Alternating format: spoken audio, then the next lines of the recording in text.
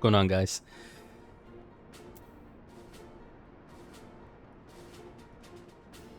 How's everyone doing? Hopefully you've had a good week. So, I look back on my my Final Fantasy XIV collection of VODs. I hadn't played this on stream since March. Like, I think it was March 10th. And I didn't look at the VOD, so I don't know how I looked, but this is me now. Fully decked on... fully decked, as if this is great. I guess you could say by Realm Reborn standards, it's pretty OP. And it wasn't... some of it was gained by grinding certain currencies. Like this, it's Ironworks. So anything Ironworks, this one and this. Yeah, pretty much those three, if I remember, were this. I forget, I think it's a Moogle you can buy that kind of gear from. Or is it Mordona? I think I'm saying that right. So I got a few pieces of gear off that. These allied seals I've just gotten today, because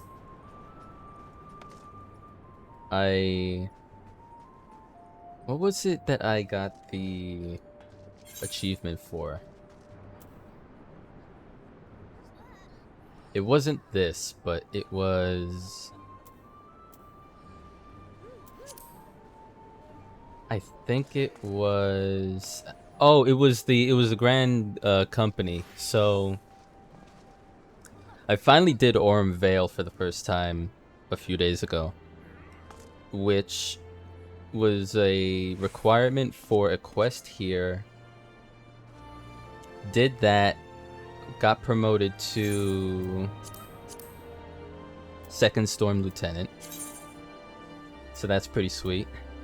And apparently, so far as I know from that dude, which I always go to promote myself or be promoted, there's nothing left to do. So I don't know how to get to any of the rest of this, but for right now, that's as far as I can go.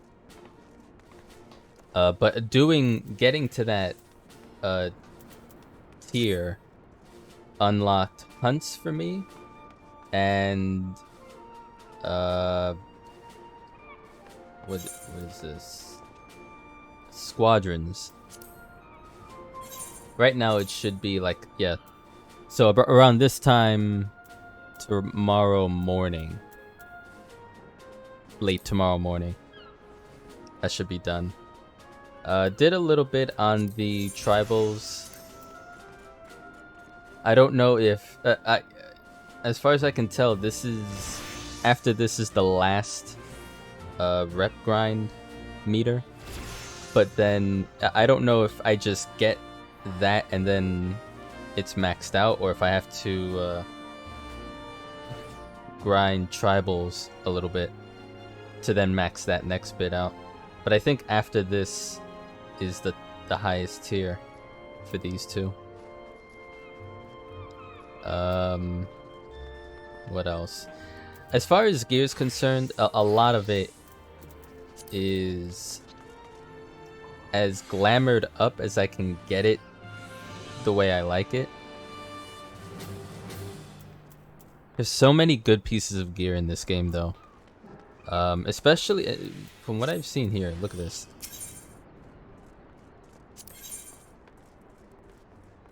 I want that. But look, I've done the weekly hunts. The dailies and weeklies are done, right? So I can't grind out. I guess I would have to wait till tomorrow for the dailies. The weekly's done. Which it was by pure chance that I found that bat. It was like roaming around lower La Noscia. I found him like in a corner It's really easy. And I guess that's one thing that, and I'll be doing this on a dedicated streaming alt. If I'm still interested in the game in the far future, and I've got nothing else to do on this character, I'll make an alt and take it a lot slower. Not as far as the game itself, but it'll be faster, but I'll take more of my time understanding things, because I think I skipped the majority of the dialogue and only really paid attention to the MSQ. And, you know, some people would be like, oh, well, that's usually all that matters, but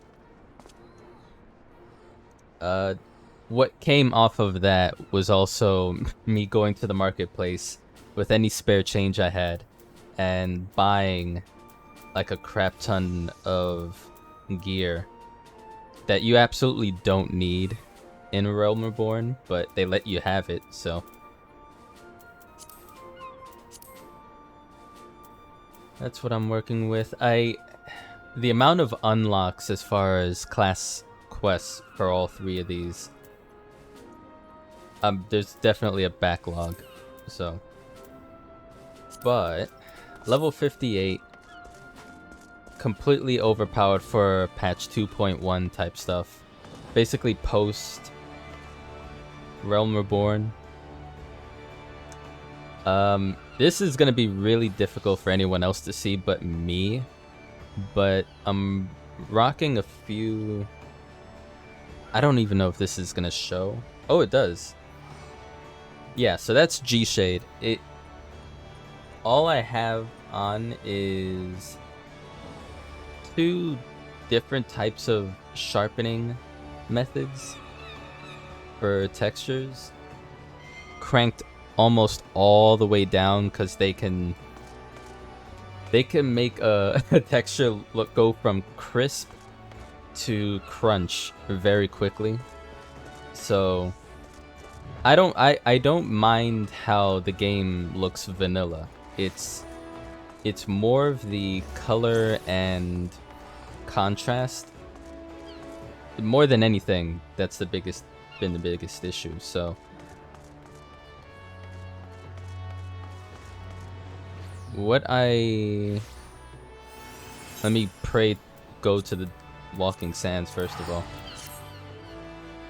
And we're just gonna continue a little bit of the MSQ. I did look ahead, not in terms of content, but in terms of, by the way, look at my absolute unit of a companion. He looks so cool. What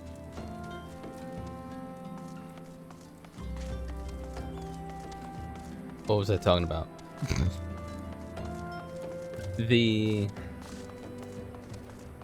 The content I have not, like the next, I would say 5 quests in the MSQ.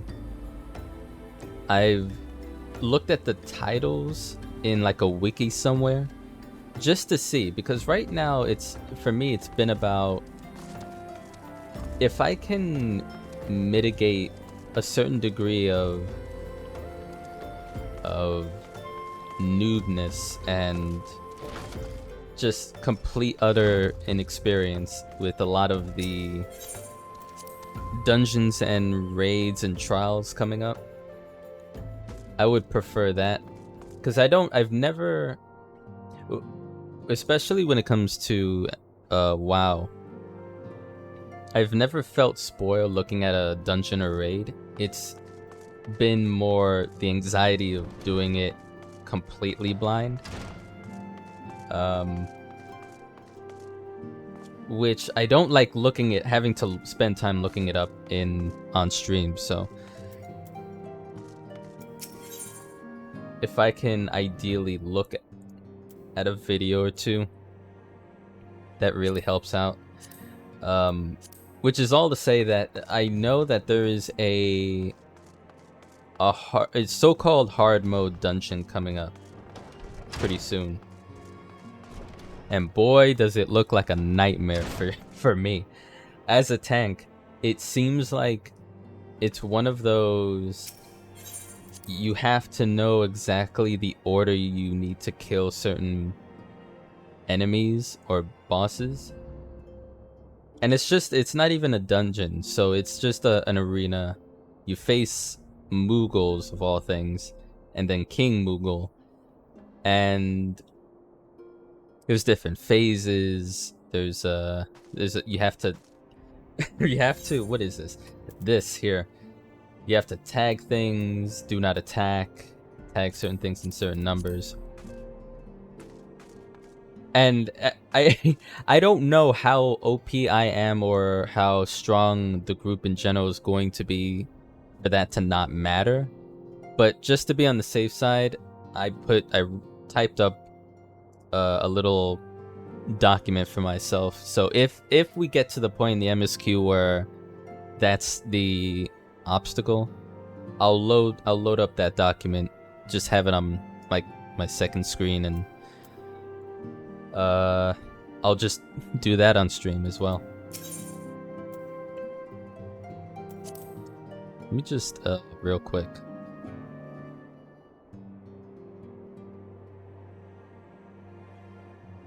Okay, that's a 6. I've completely forgotten like what volume I should have any of this, but hopefully it's not too loud. A recurring problem. No reward.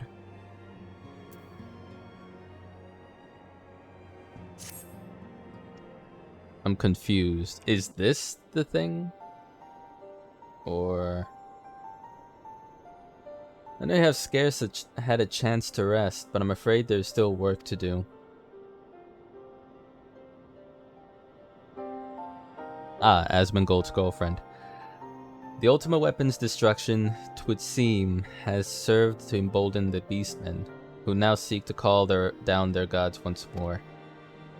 Even as we speak, the Amalja, the Ixal, Isal, and the Kobolds are making preparations for their respective summoning rites, and that is but the half of it. Much to our dismay, all 3 tribes were somehow able to procure vast quantities of crystals. Oh, my turn to say something? Ahem. Basically, this means the primals will be stronger than they were before. Far, far stronger. The previous incarnations will seem as pale imitations. The beast tribes, we believe, began hoarding crystals with a vengeance in the wake of the ultimate weapon's maiden appearance. You will remember that as the time it devoured 3 primals in one sitting. Yep. I remember. The Grand Companies are aware of the potential primal outbreak. Alas, due to the losses they incurred to ensure the success of Operation Archon, they are ill-equipped to take any meaningful measures. After deliberation, the leaders concluded that they must needs turn to us once more, to thee. The etheric waves that were observed in Mordona do not appear to bear a connection to any beast tribe. Yet much and more still remains beyond our knowing. We must be prepared for all possibilities. I am loath to send you into the midst of danger once again so soon, but none have proven themselves more capable against the primals than you. Will you undertake this mission, Teha? You have my thanks.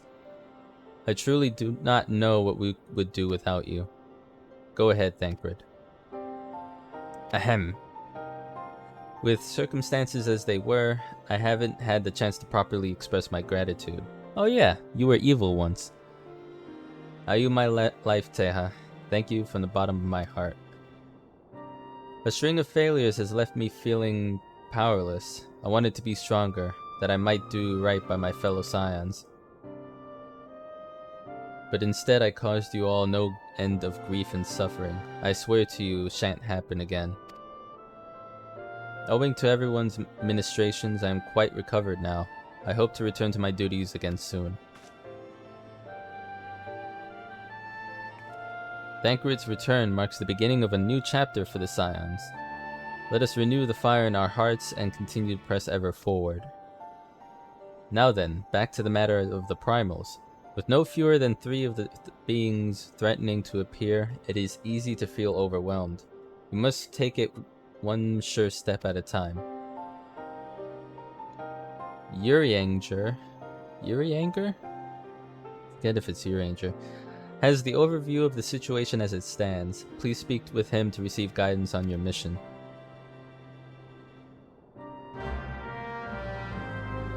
I don't know where this is going to take me. I didn't look this up.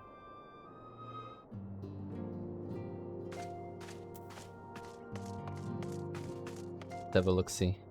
There's the science of deduction is something I forget where I started or where I got it, but it doesn't seem like a thing I have to look up, so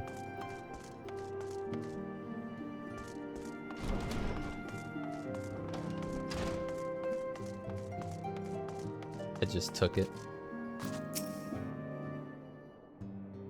Such knowledge as I possess of the beast tribes and their primals is at thy disposal. Whether man or beast man, we are wont to seek power when plunged into the black depths of despair. That despair doth begin with the Amalja, who may have already summoned forth Ifrit.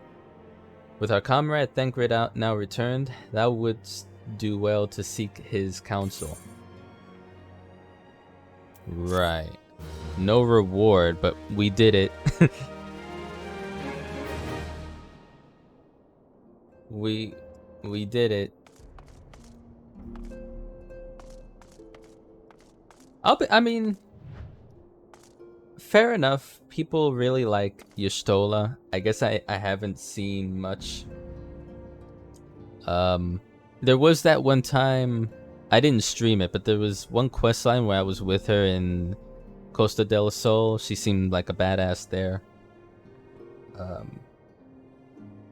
don't know. The Endwalker trailer, she looked even better and more confident there.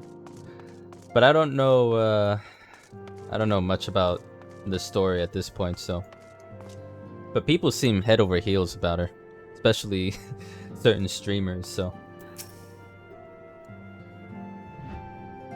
But yeah, the colors, that purple that I'm assuming is purple. I mean, I have a 30% intensity on the colorblind settings in the game, so to anyone who isn't even remotely colorblind, you might think that certain colors look a bit weird. That's just for me to look at certain colors a bit more accurately, I guess, according to Square Enix. It works well enough for me, but the blooming HDR and fake HDR, because I do not have an HDR monitor, so I figure, you know, I'm not gonna put a real HDR visual effect on anything, but it does seem to do a good enough job on getting rid of the fadiness, the mistiness of the image. Things are a lot more contrasty, a bit more, the darks and whites are a lot clearer. Colors a lot more pronounced, especially for someone like me who confuses certain shades of red. So it looks a lot better for me. So bear with me if it looks a little weird for you. In bringing the struggle against the Empire to a decisive end, the nations of Eorzea spent much of their military strength. I fear the beast tribes have caught scent of this temporary weakness, and will give us scant leave to rest. A hero's work is never done, Teha. Wait, I didn't even need to talk to you. Ifrit bleeds, we can kill it. Thancred wants you to vanquish Ifrit, and has information that will help you arrange an encounter. Confirmation is just arrived from the immortal flames.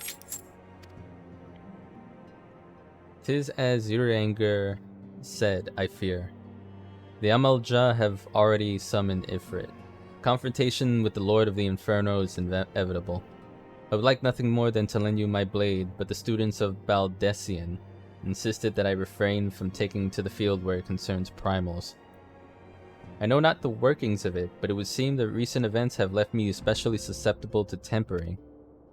As much as I hate missing out on the fun, for everybody's sake, I must sit this one out. Instead, I will focus on gathering and analyzing data. Now, the Immortal Flames have already conducted a preliminary investigation into Ifrit.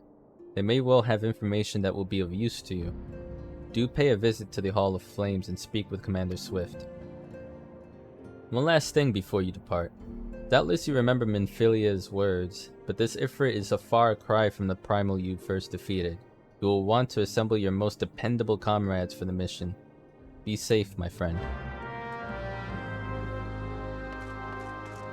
Is this like the gateway to like hard mode trials, I guess?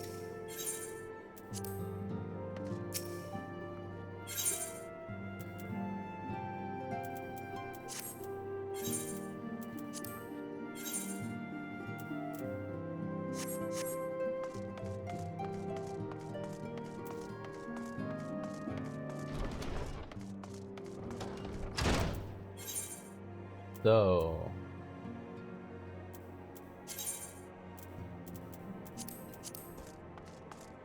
I'll get to that in a minute. Let me accept the actual MSQ. I also discovered, not really discovered, because when I first played the game months and months ago, it was a lot of the gold saucer stuff I left alone and just concentrated on the challenge log, the triple triad. But I did a lot of chocobo racing yesterday. It was a lot of fun. It reminds me, they did well enough to harken back to Final Fantasy VII's gold saucer races. So, felt good playing that. And it's easy wins for the challenge log, so that's cool. I don't think I've finished it yet, though. Yeah. I did some of it, right?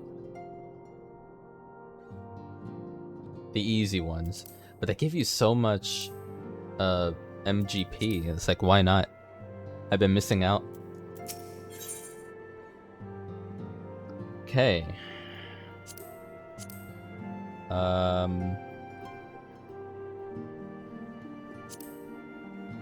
Yeah, you kind of see here. This is what I don't like about what I've done. It's completely on me, but it makes a lot of cool gear you get from quests kind of useless when you rely on the market board so much. So always like to look at these before I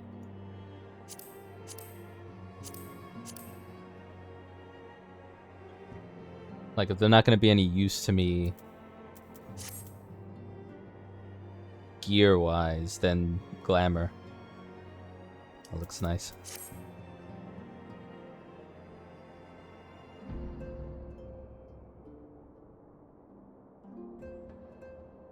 Teha, it pleases me to see you well.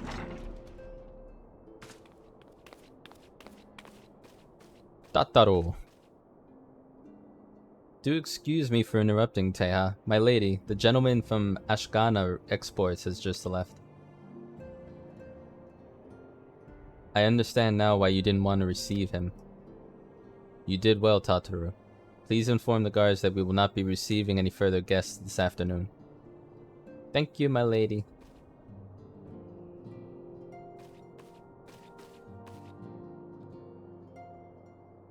Wait, the way Lalafells waddle by is adorable. Ever since we defeated Gaius van Belzar and destroyed his ultimate weapon, the eyes of the world have followed our every move, scarce remembering to blink. Where once we worked in secret, with precious few friends and all too many enemies, we are now besieged by benefactors, each one more eager than the last to offer us his complete support. A true embarrassment of riches. Of course, every promise of patronage comes with a price. Some make their intentions known from the start, while others endeavor to engage us more subtly. Dress it how they will, the message is ever the same. We shall help you, but only if you help us. The gentleman Tataru spoke of was more brazen than most. In exchange for certain supplies, he would have us resolve a business dispute. Naturally, I refused him, as I have every other merchant of his ilk. Alas, the syndicate's overtures are not so easily rejected. When we formed the Scions of the Seventh Dawn, it was with the goal of serving Eorzea, not the interests of individual Eorzeans. Our neutrality is fundamental to our cause. In my heart, I know this is to be true, and yet, if accepting this offers of patronage could empower us to do greater good, might they not warrant greater consideration? Our Baldesian colleagues have been generous beyond measure, but we cannot expect them to. Oh, forgive me.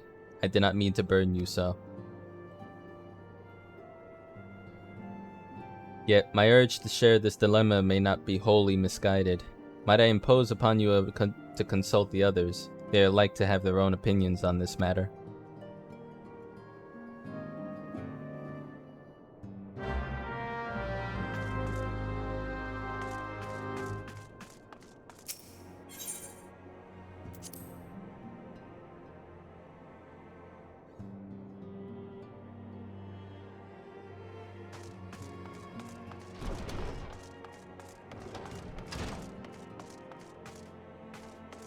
I completely skipped it. I really do appreciate, because I think last time I streamed, it didn't come out yet. But the entire UI, you have the option of turning that into like 4K. Not the resolution of the game, but the UI resolution. Which for the moment I started seeing people play the game and then playing it myself, I always thought the UI looked ridiculously fuzzy. And now it looks everything looks crystal clear to me. So that's cool.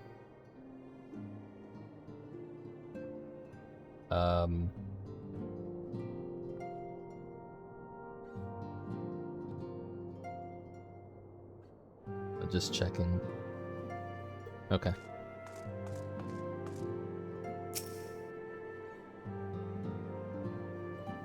Recall you are meeting with the Admiral shortly after the Lominsons sent word of this summoning of Titan? Then mayhap you also recall my words to our host. I said unto Merwib that her people had broken their treaty with kobolds, and that the beastmen had justly responded that we had been called to intervene in a conflict which she herself had invited. I spoke, in short, the truth. And wherefore did I speak it? Because, owing no allegiance to Limsa, I felt no compulsion to allow the Lominsons to distort the facts to fit a narrative, which justified their actions and absolved them of guilt. Upon this subject, Minfilia can expect a similar reply. Our many dalliances with the city-states have already weakened our claim to neutrality, but the path she contemplates would see us relinquish it entirely. Yeah, I mean, that's fair.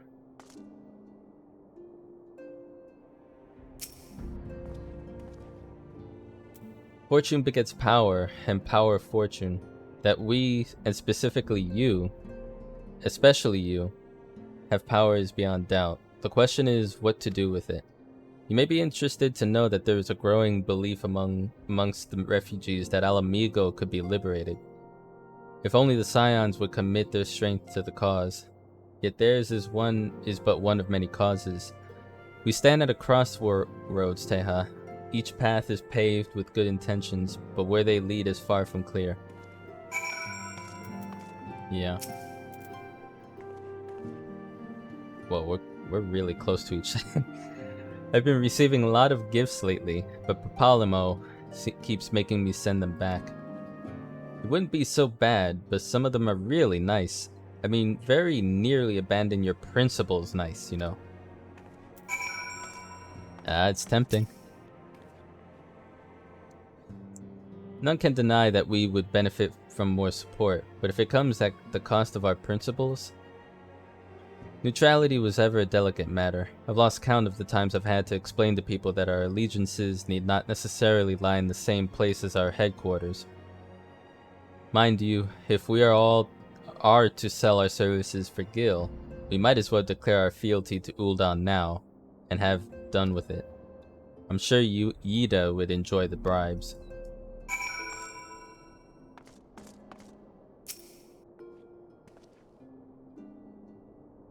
"'Tis the lot of the powerful to attract the covetous as well as the needy.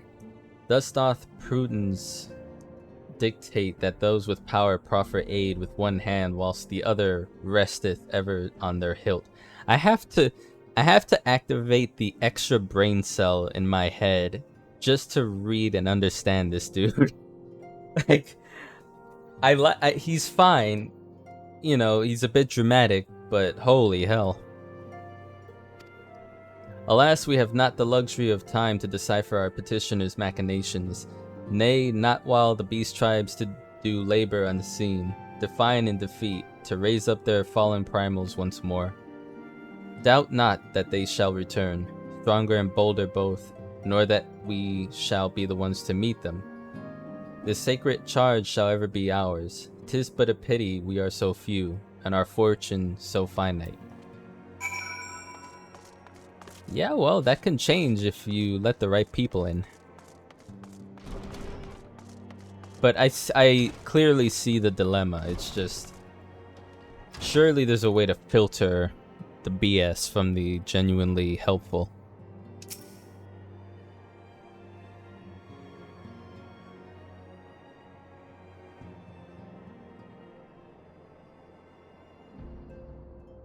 The situation is not wholly unexpected.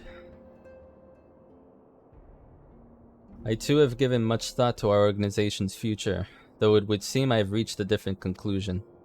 Mayhap it is time I made my feelings known to the antecedent. Come along, Teha. You know what's strange? We haven't seen his sister in a long time. "Alphinaud, Teha, is aught amiss? You desired counsel, and so you shall have it. Minfilia, the scions of the Seventh Dawn must leave Ul'dah." We must do what? "As long as we remain within Ul'dah territory, we will never be free to act with impunity. Moving our headquarters to Vesper Bay only delayed the inevitable. We have demonstrated our capabilities, and the Syndicate has taken note. They will not suffer our organization to remain independent now. We are far too dangerous for that. Surely you realize that they are the reason Vesper Bay still lacks an Athurate. They know full well how beneficial one would be to our cause, which is why it and other favors will be denied unless we cooperate. If Ul'dah is no longer suitable, where would you have us go? Experience has taught us that the appearance of neutrality is as important as the reality. Accordingly, we must keep each of the great nations at arm's length, and plant our banner in a place which all agree to be beyond their borders.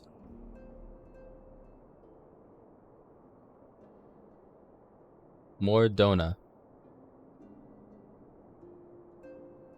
More donuts. Revenant's Toll, to be precise.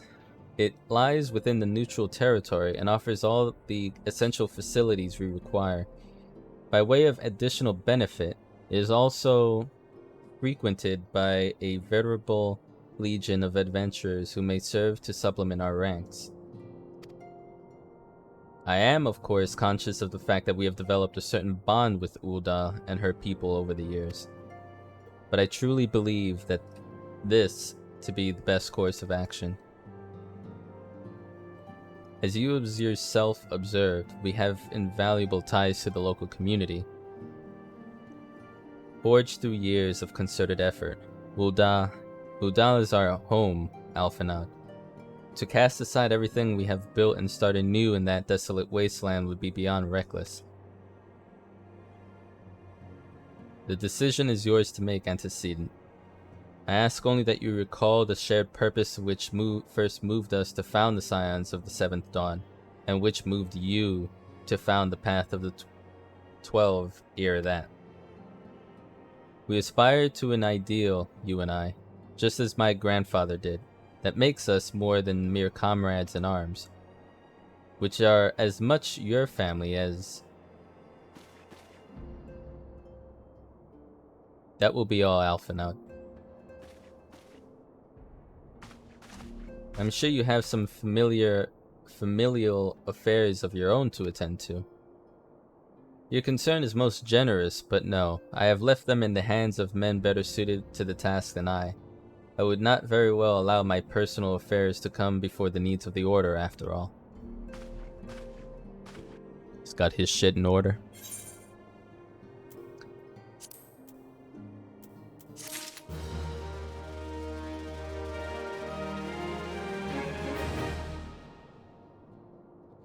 Okay. I will look at this some other time. I'm just gonna keep it there for now. As far as like, cause I never remember what glamours I have and what I don't, so that'll be another time period. And then we have this. I guess this is just to gear you up if you didn't already have good rings. Fine Lamencian white wine, fortified with grape spirit to increase alcohol content and improve its aroma, making it perfect for the variety of culinary dishes. Interesting. Cooking sherry.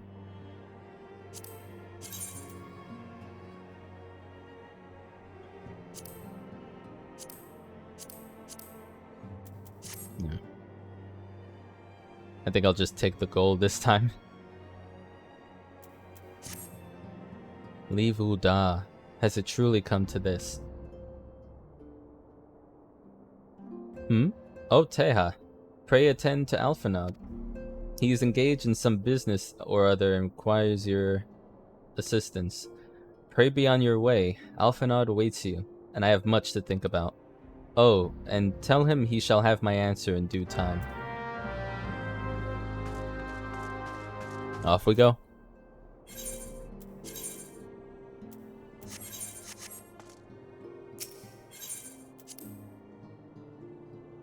I don't think you guys see it, but I am using a mouse. I just... For MMOs especially, I don't mind not showing that. Just makes the immediate focus on what I would be, I guess, looking back, and also people watching on the actual content and not like what I'm doing with my mouse at any given time.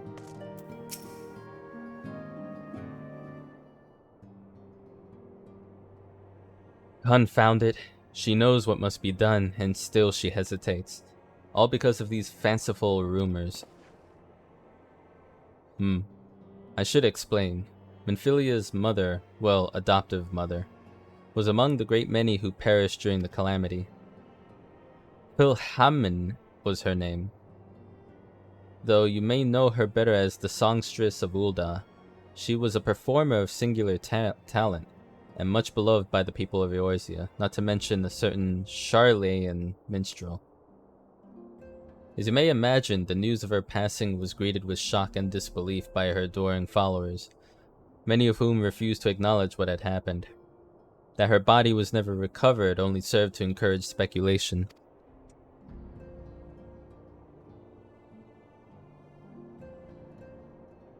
Minfilia too struggled at first to accept the truth, but as Filmhamen's absence stretched from months to years, she saw that there could be no other explanation. Until recently, at any rate. For whatever reason, her rumors have once again begun to circulate that Filhamen is alive and well. One of our informants, Father Iliud,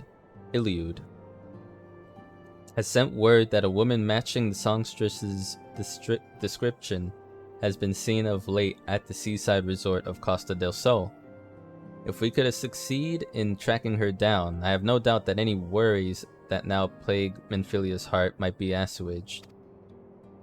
I mean to set forth for Lanoskia at once. Let us reconvene there and inquire with Master Gegeruju as to the veracity of these rumors. Uh-huh. Yeah, sure. Whatever. This is technically I am wearing a helmet too, which I think looks amazing for the getup. But for cutscenes especially, I want to see my face. That's it then.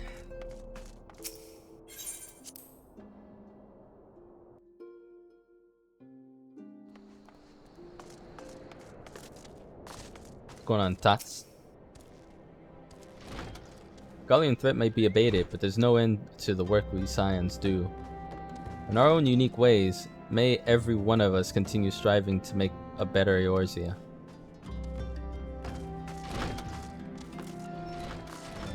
Indeed. Where are we off to?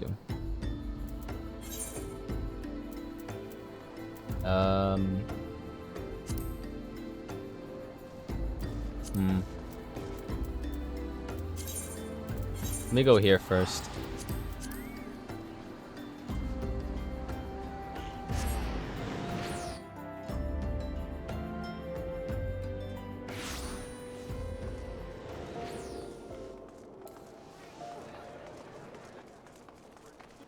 I always see people dancing at the entrance. It's like to greet people. Welcome to Ul'dah. No one knows what they're doing.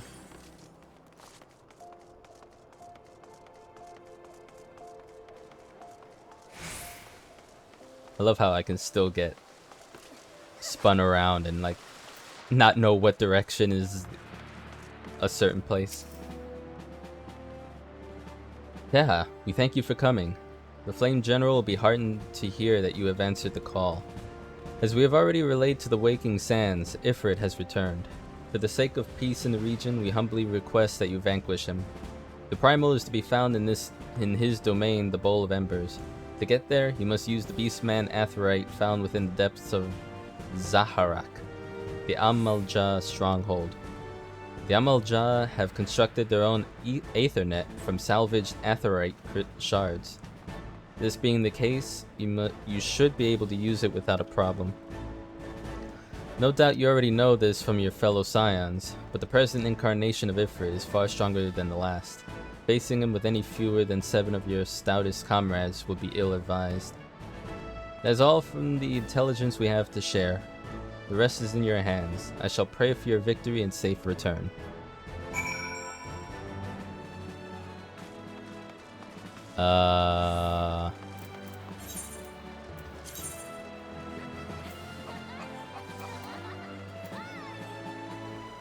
Where is this?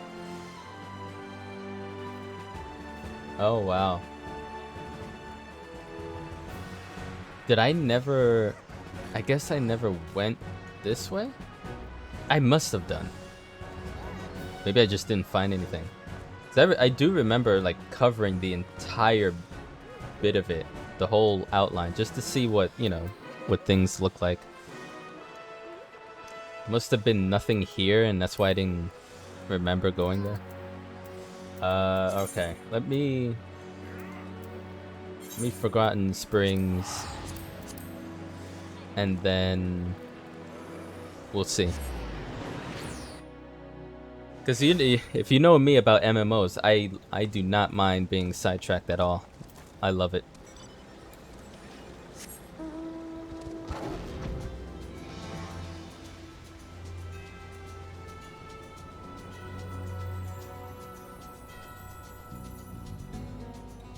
Let me see something.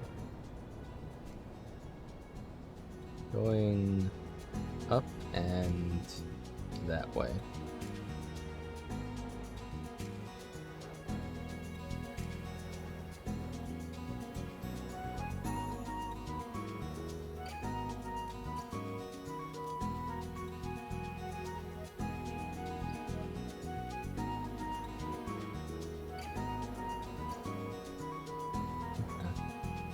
Just looking at the stream feed to see how smooth it looks. Because I have things at like max settings at 1080p. I'm wondering if I should keep the graphics settings the way they are, because it is making a lot of this really hot. Oh, it's been at standard. Okay, I don't know. Movement physics. Oh, I guess I'll turn this down a little bit. I've never noticed actual, maybe it's so subtle that I would have to pinpoint it, but I've never noticed like actual physics based movement from NPCs. Maybe from enemies, but not NPCs. I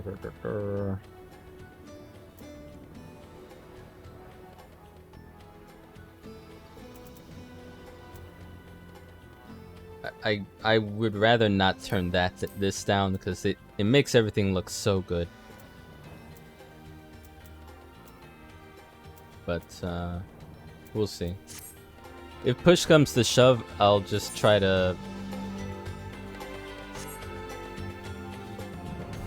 put the fans on the graphics card a bit higher. It's not like you're ever gonna hear them. Like, I've heard what the fans on my GPU sound like when they're really going, and it can be loud, but it's also extremely unnecessary. It's like if you have to have your GPU running at like max fan speeds, then you're kind of stressing your GPU out.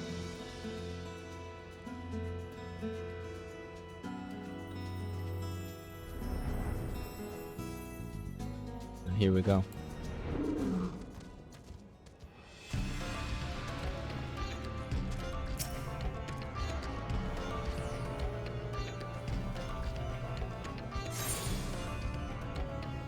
Alright, we did it.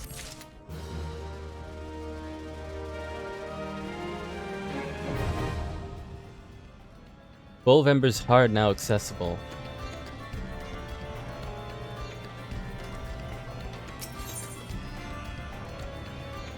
I see.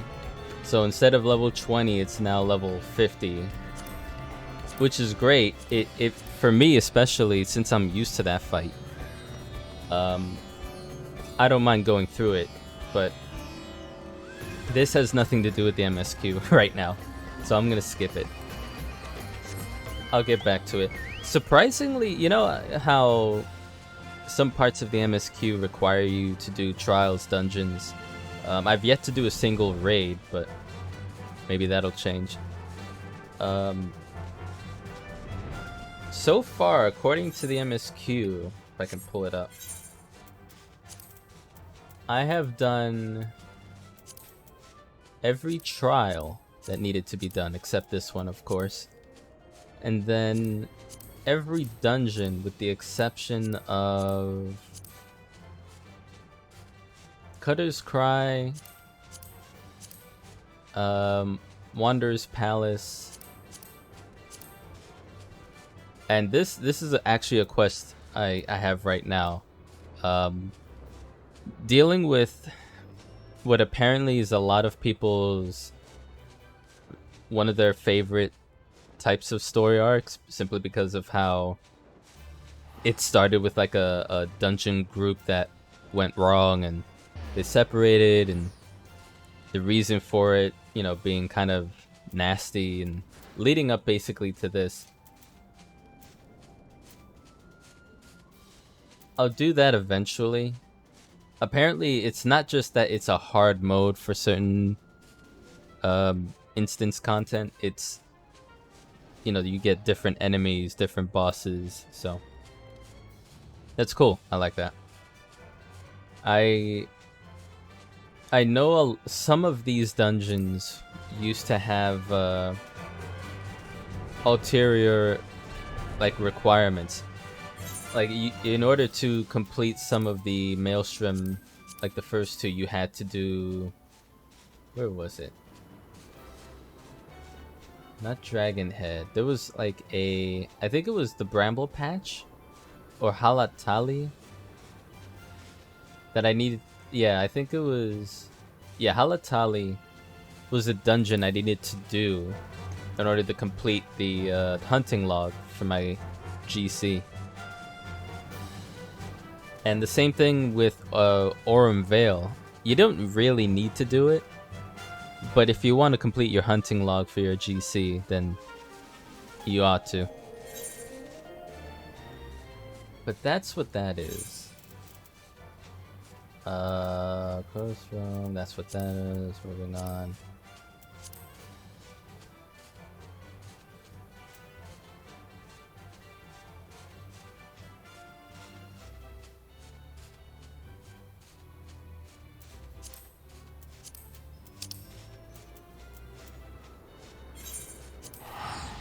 Perfect.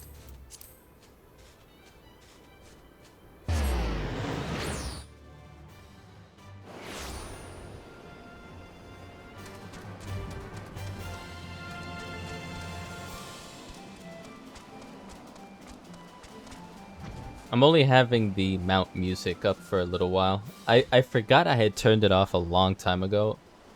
So for certain mounts I haven't heard their theme songs or whatever.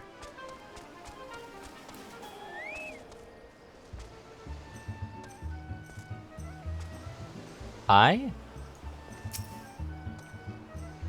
Ah, you arrived. Let us see if Master Gegeruju can shine any light onto the rumors regarding Philhamen.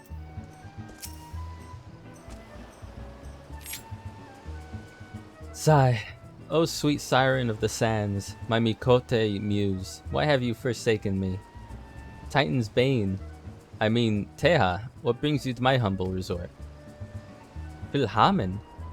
You mean to tell me the goddess made flesh who dwelt among us until so very recently was the songstress of Ul'dah? Egads, man.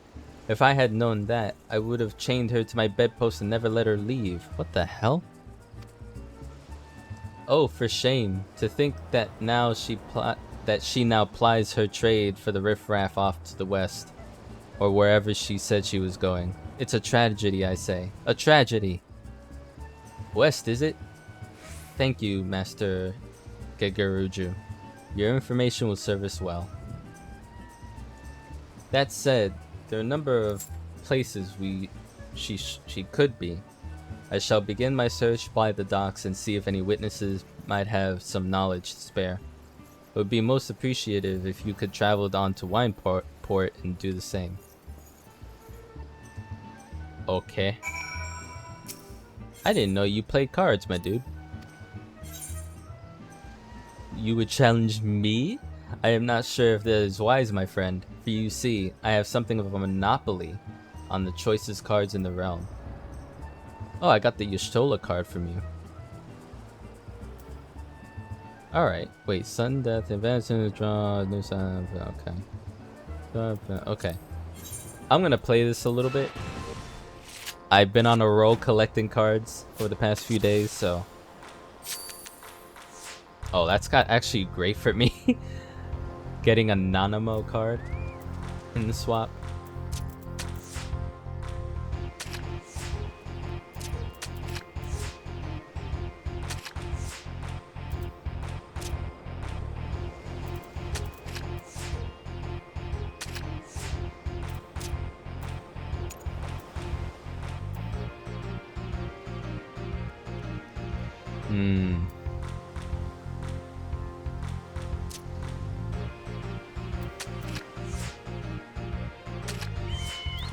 Damn, dude.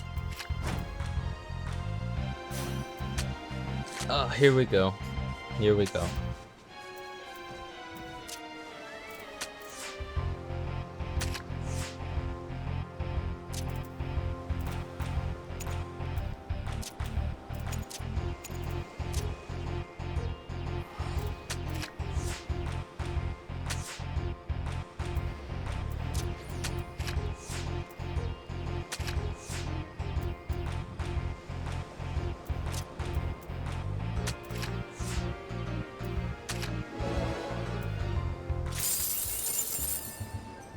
triple team. Oh, I actually got a Minfilia. Of course he'd have a Minfilia card. Of course he would. Preposterous. I was told that it was the best deck Gil could buy. Say, would you be willing to part with some of those cards, friend? Needless to say, I would pay a good coin for them. And it's Yestola and Minfilia. Two people players thirst for on the regular. He would have those cards. Alright. There's Minfilia. There's Yestola. No doubt you're ripe to burst with questions, but have patience, all will be revealed in time. Oh, you can get that from a silver triad card. Okay. Does this help me anything or nah?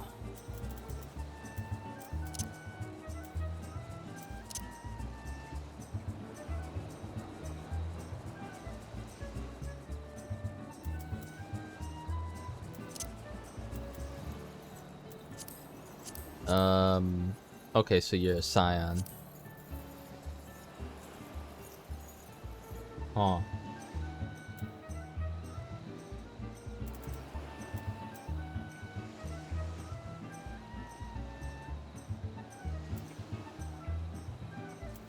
Kinda begs question for the Ascended set I have.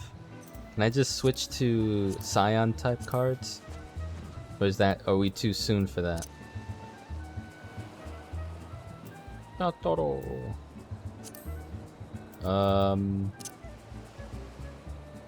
No. Who is that? That's Thancred. Okay.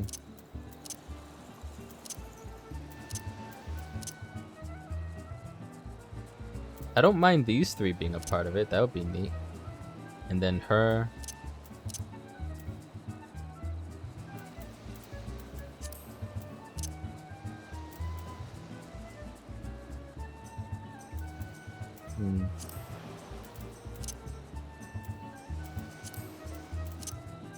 Not quite yet. This seems like the best I can do with the Garleans. That's cool though. We got what kind of achievement was that? Hey, what's going on, Razgriz?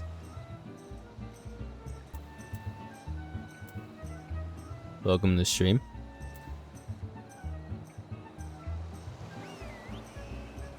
Defeat 30 unique NPCs at Triple Triad. Okay. I'll claim it.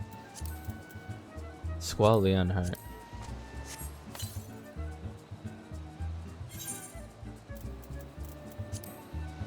Wow. Where is it? There we go. Yeah, that seems alright.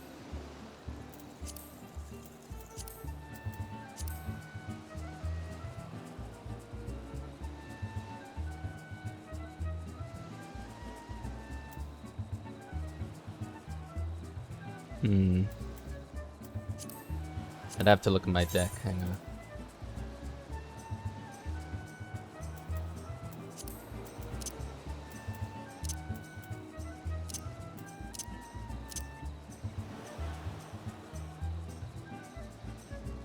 It is better, but then I'd have to take this out. That's a shame. It's good. You're not a... Yeah, you're just an EX card. That's crazy. Neat. All that from a perv, too.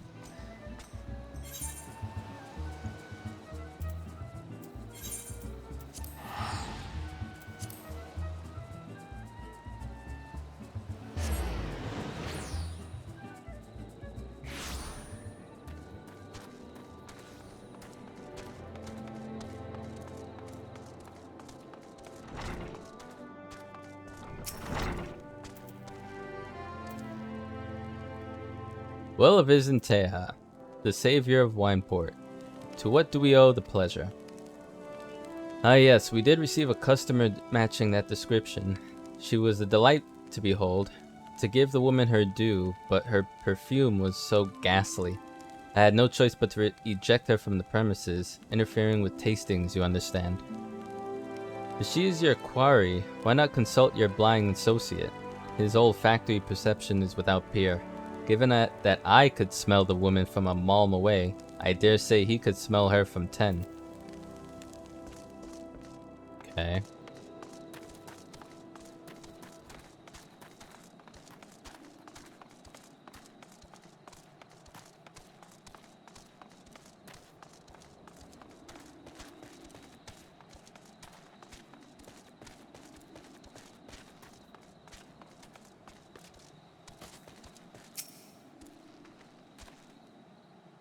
Eh? You want to know if I've seen a Miqo'te lass by the name of Filhamen?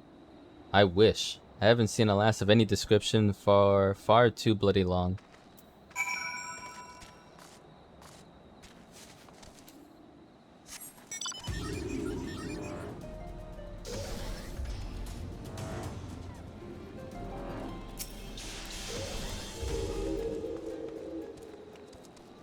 Sniff sniff. I see you have had many grand adventures since we last spoke, Teha. You must share them with me sometime. The girl from a little while ago? One does not forget a perfume like that. So robust and intoxicating, yet simultaneously familiar. Reminiscent of a bloom native to these parts, in fact. I said as much when we spoke. She complimented my powers of observation and asked me where she might find some of the flowers. So I told her to follow the road south to Raincatcher Gully, and then head east after crossing the second bridge. The flowers which grow in the shade of the cliff have the strongest scent, you see. If you make haste, you may yet find her there. Alright. You know how long a yalm is? I'm guessing a mile? I mean, you could tell me if you want to. That was either a yard or a mile, is my guess.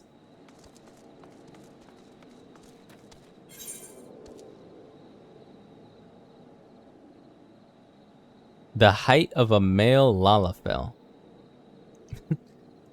That's interesting.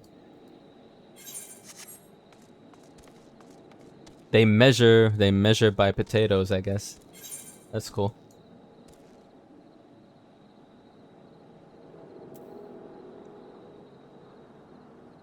.9144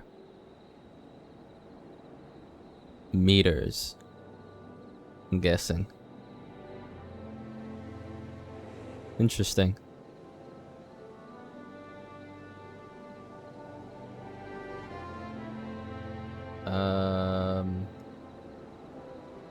Yeah, so we'll just go south. That's one yalm. That's a lot less of a distance than I figured. I mean, 10 Lalafells aren't really that far away of a distance.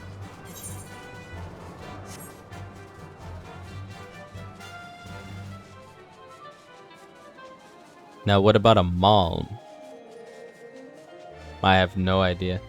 I thought that's what we were talking about. I didn't realize there were two different ones.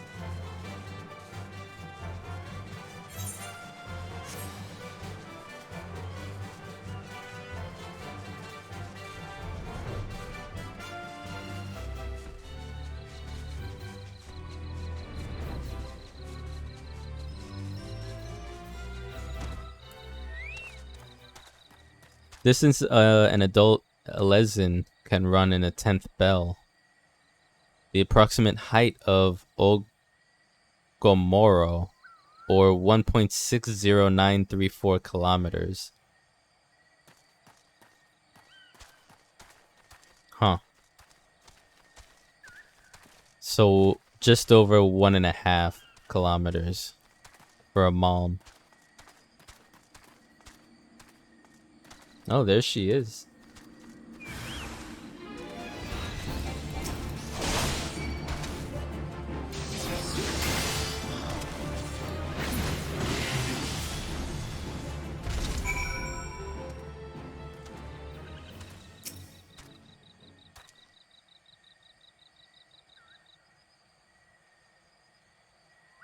I'm in your debt, stranger. I did not realize my activities had roused the good boo's ire until it was too late. Their oils can be used to make a perfume, you see, and I... Wilhelmen? I don't... Who are you? Whom do you serve? It appears you've already found our woman. Consider me impressed, my friend. The songstress of Ulda, I presume, Minfilia, or should I say, Ascilia, is looking for you. Ascilia? You are the very picture of health, milady, yet the world thinks you dead. I can only conclude that this was by design. The question is, why? Know how much a mature Gubu weighs? About the size, about the weight of... I mean, from the look of them, the weight of like an elephant, I'm guessing. Now, everyone who endeavors to find me does so with the best intentions, child. You will be pleased to know that I fully intend to reveal myself to Minfilia when the time is right. Oh, well that does please me, more than you know, but tell me, sojourns in the forests of La Noscia aside, when exactly will the time be right? When I deem it so. Do you imagine I travel all this way on a whim? As I was telling your associate prior to your intrusion, I came here to harvest these flowers for use in a perfume. Does that satisfy your curiosity, or would you interrogate me further? My apologies for the interruption. Anyway, now that we all have that which we came for, might we continue this conversation in a safer locale? Wineport, say.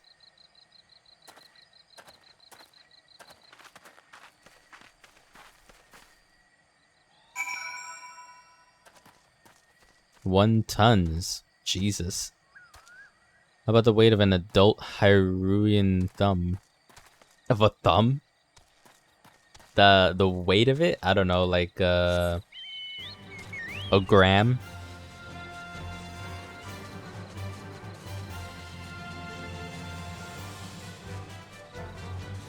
.28 grams or 1 ounce. Maybe I'm probably mistaking Hyruean with something else. I thought I was a Hyruean. Oh no, I'm a Hyruer. Never mind. Midlander. That's different.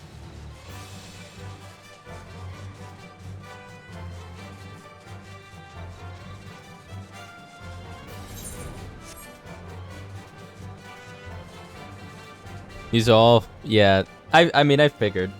It sounds like that kind of information sounds like something you'd find on a wiki, but it's still kind of interesting.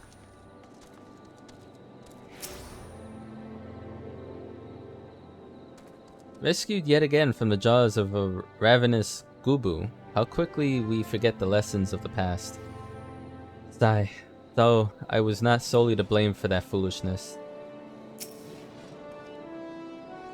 This is not at all how I had envisioned it. I can scarce begin to imagine what emotions will go through Minfilia's heart when she reunites with her mother after all these years. Yeah, I guess so.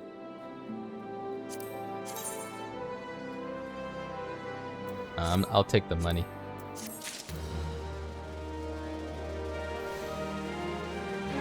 Yeah, indeed. Fun trivia facts of the day. Wilhelmen has made her peace and is ready to reunite with her adopted daughter. Now we're dealing with necklaces. I don't think I would want any of them, but... yeah. Say my daughter awaits us at Vesper Bay, yes? I've kept her waiting long enough. Let us be off on the next ferry. I can finish fashioning the perfume along the way. Understood. Come with me. It would be my pleasure to escort you to the Waking Sands.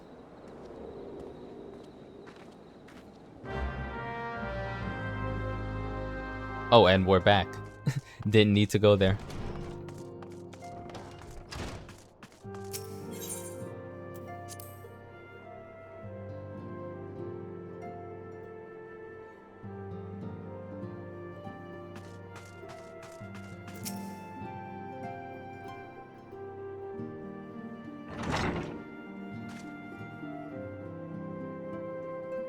Antecedent, you have a guest.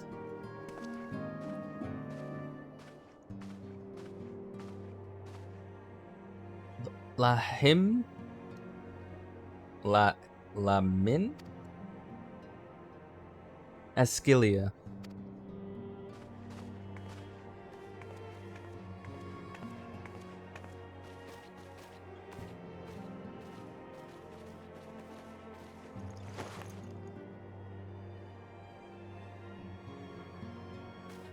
So I guess she didn't get the cat ears in the family. I haven't seen her like this in years, Teha.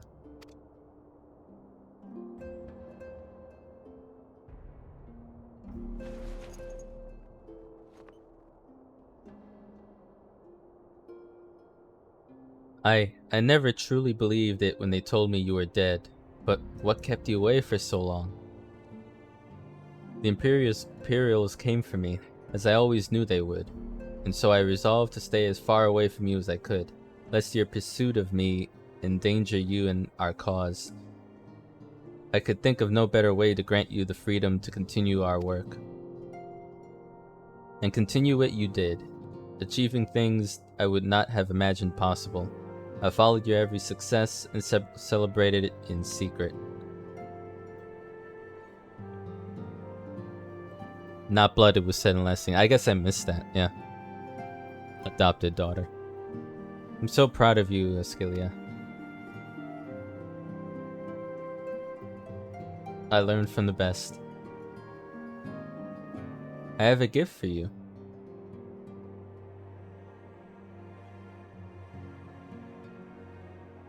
Celestia perfume. You remembered. How could I ever forget? You wore it all the time. If ever I lost sight of you, I could find you again just by following my nose. I did not think it was made anymore. You must have gone to so much trouble.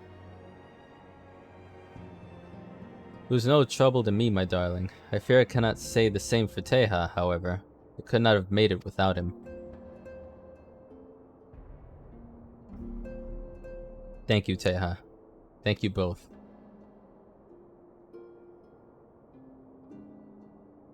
There's something else.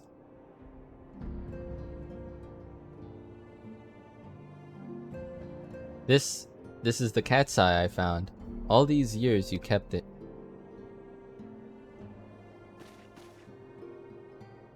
My father was a member of the Almegan resistance. When I was yet a child, he brought me here to Ul'dah. The accident which claimed his life happened shortly after our arrival. It was Lamin who took care of me then. She raised me as her own, taught me everything I needed to know to survive. I'm no stranger to the facts of your history. Yet I fear I have failed to grasp their implications. It is clear that there is much I do not know about you and your mother both. One of her first lessons to me concerned mining, and I was a very dedicated student. This cat's eye was the first stone I unearthed. It wasn't much, of course, but I was exceedingly proud to have found it nonetheless. So I gave it to Lamin as a gift. She said it was beautiful, but there I am at a loss. Why are you returning this to me? Is something amiss? No, Ascilia, nothing is amiss, quite the opposite. I need you to realize how far you've come, and how much further you must still go. You and your allies have accomplished more than I could ever have hoped. You have succeeded where I failed and made me so proud that words fail me. But even as I marvel at the woman you've become, and at all the many things you've done, I cannot help but think of that which you have yet to do, and of what it may entail. Ascilia, daughter, you cannot stay here anymore. You and the Scions must leave Ul'dah. Lamin. You built it once, Ascilia. You can build it again, and this time, we'll do it together. Truly?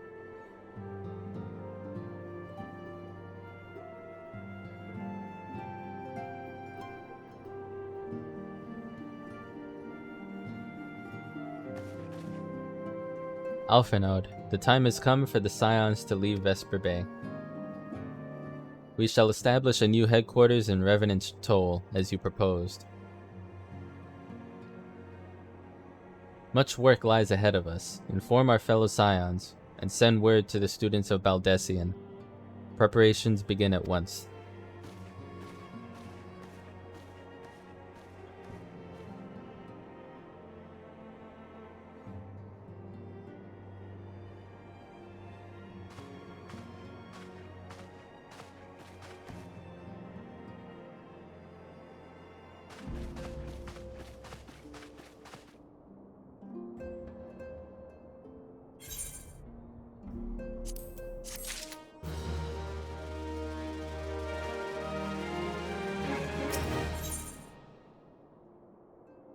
And Philly will share with you the latest news on the Scion's imminent relocation.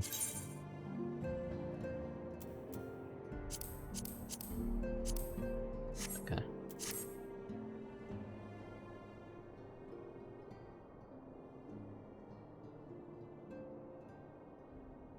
It is all well and good that we have found ourselves a new home in Revenant's Toll, but there's so much to be done, and so little time. Our first step will be to secure the cooperation of the Adventurers Guild representatives there. Were it not for the Guild's considerable efforts, the original camp Revenant's Toll would have never been established, much less its more heavily fortified successor. However, with construction still ongoing, the resources in short supply, it seems certain that the Guild will require something in return for their support, sympathetic to our cause though it may be. Whatever they ask, I shall not begrudge it. To be plain, we need them more than they need us. Without their assistance, such essential tasks as securing new facilities, cultivating relationships with local merchants, and recruiting adventurers would prove difficult, if not impossible. Need not concern yourself with such matters, antecedent.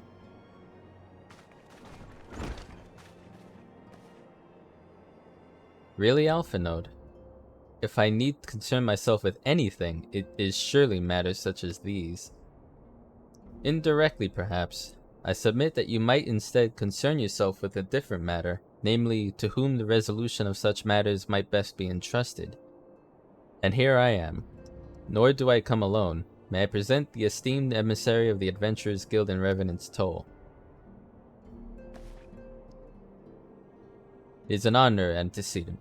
Upon receiving word of your intentions from Master Alphinaud, we thought it best to begin talks at the earliest available opportunity. I know that my associates at Revenant's Toll hold the Scions of the Seventh Dawn in the highest regard. We should be honored to welcome your organization. There are, of course, certain provisions we must needs be negotiated. If it pleases you, I would do so. It does.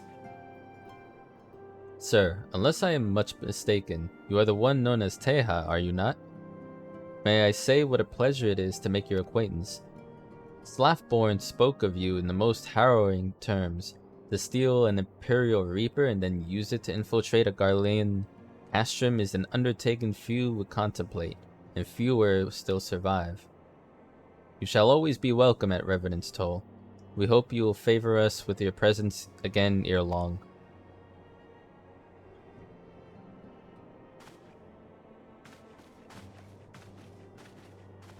Nice people.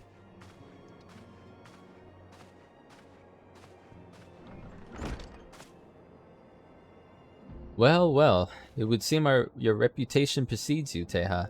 Mayhap I should dispatch you to Revenant's Toll with all haste, as first intended. But before that, I dare say you have earned yourself a rest. After all, you have traveled so far, and there's already so much you have done for us, and for me. We will speak again anon. Till then, take care.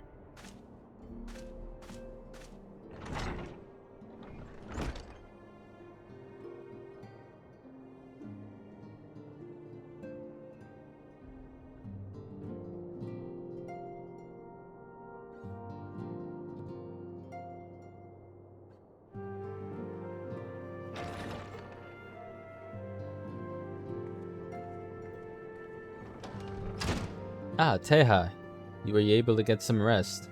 I would ask you to come with me to the Solar. Alphanode has just returned, and it would seem there is something he would share with us.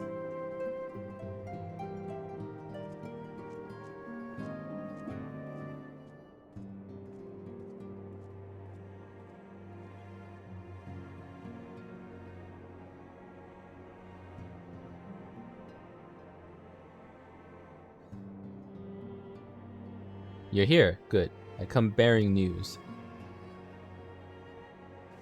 The negotiations are concluded. And? Our friends at the Adventurers Guild have agreed to furnish us with new facilities and material support in exchange for our assistance in the ongoing defense and development of Revenant's Toll. The Scions of the Seventh Dawn shall have a new home in Mordona, the Rising Stones. Yay! A bittersweet victory, if truth be told. I cannot deny that I had come to look forward to Tataru's tales of our many guests and their many, many demands. From the waking sands to the rising stones, passably poetic. That wasn't your doing, was it?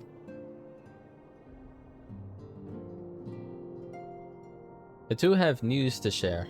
In expectation of this momentous day, I personally informed the Alliance leaders of our plans, and they have each pledged their full support, General Reborn included. Moreover, I have decided that the time is right for us to cast off the vestiges of our Order's veil of secrecy and announce ourselves to the world. Are you sure that is wise, Antecedent? If anything, it's mere formality. Our existence is quite possibly the worst kept secret in Eorzea. Let us affirm our identity, proclaim our achievements, that all may know what the Scions of the Seventh Dawn stand for. Well, obvious risks apart, it would be nice to receive a little more recognition. And the people have a right to know who saved them. It is my hope that this gesture will encourage the people of Eorzea to place their trust in us. I would reveal to them the true extent of our power, yes, but in so doing, I would show them that it is a power accountable to no one, and at once to all. And what of us? We who have felled primals and faced down the Empire. To you, my fellow Scions, I would say this: prepare for the challenges which lie ahead, for they will be great indeed.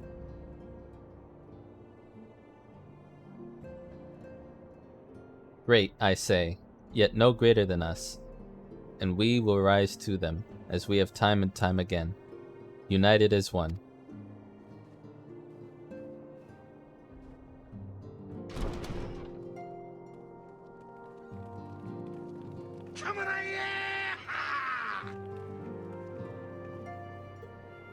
No, thanks for the follow, Razgriz. Appreciate it, dude. There must be some way I can... Wait, that area is said to be rich in minerals. Maybe I should ask Phil Hammond to teach me the basics of mining, too.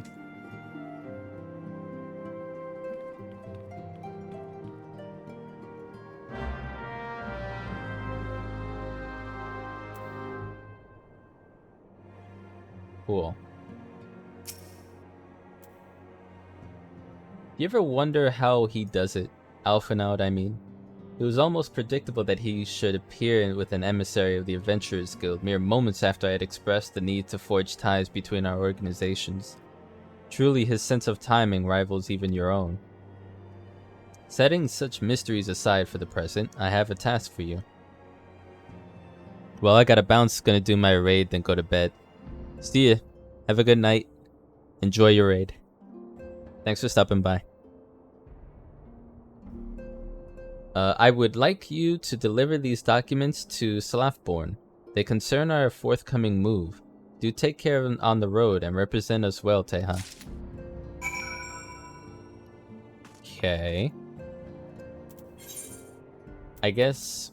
What was that thing? That was a... Yeah. I was planning for the next several weeks.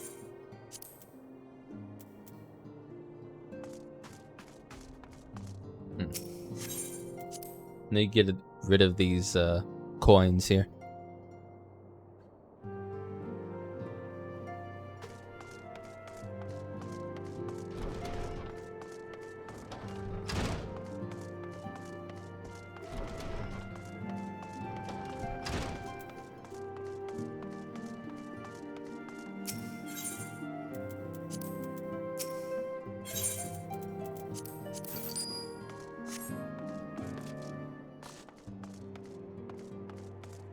What's this lock thing here? Oh, hard mode for that one, yeah. Alright.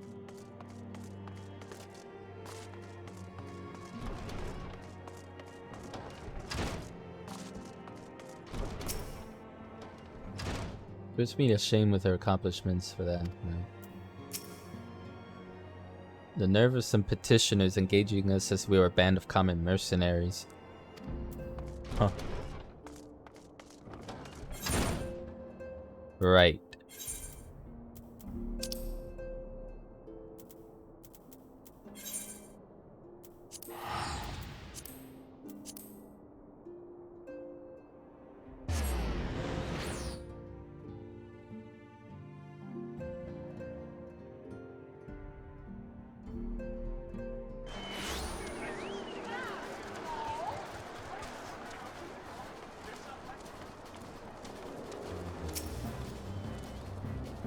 I was told to expect a scion, but I didn't expect it to be you.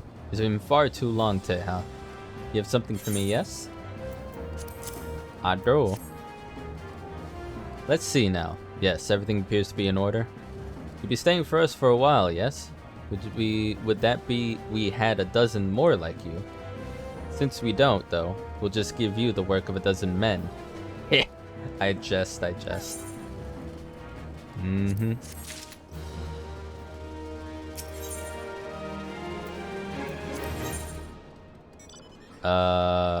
Oh, we got a new minion. Cool.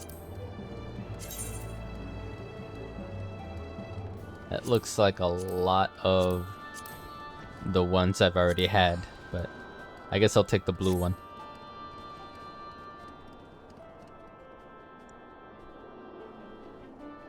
Back to the work of a dozen men, I see. Ha, but I jest. Even I can appreciate an important man such as yourself has little time for menial tasks. But since you're here, mayhap you be keen on having a look around the Scion's new home. See that impressive structure over there? That's the place. It was originally built to house a branch of the guild, you see. As such, it comes complete with a tavern where adventurers can rest from the road, fill their bellies with good food and drink, and their ears with tales of fortunes to be had about the realm. May get a bit raucous at times, but I imagine it'll be as good a place as any to recruit capable men and women to your cause. Come with me, I'll show you around. Is that you, Teha? I'm quite sorry to interrupt, but I have most urgent news. We received grim tidings from Gridania, and it would appear our aid is required at once. I must ask you to report back to the Waking Sands with all due haste. Is everything all right, friend?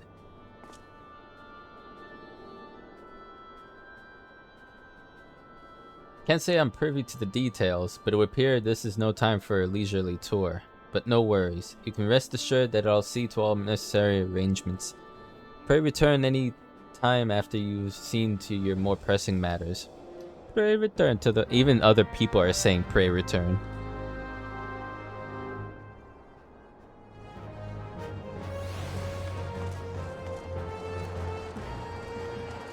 Was it in here he was talking about? It's quite a bit going off.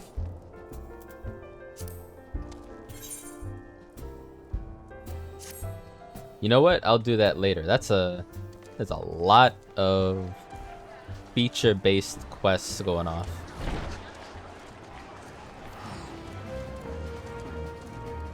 I wonder what they're gonna unlock though. Like, are those all just different dungeons and trials? I wonder.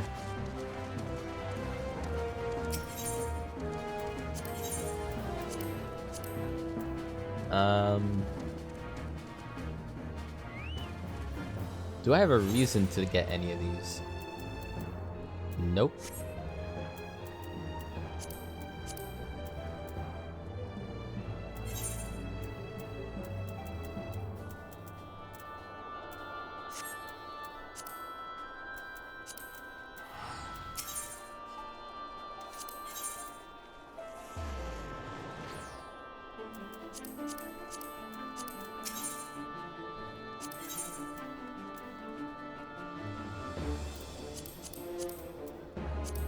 What's the maximum amount?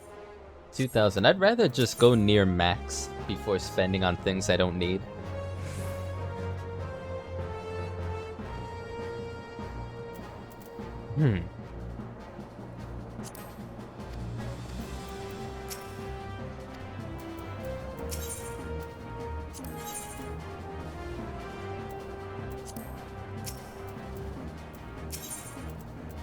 The way it works and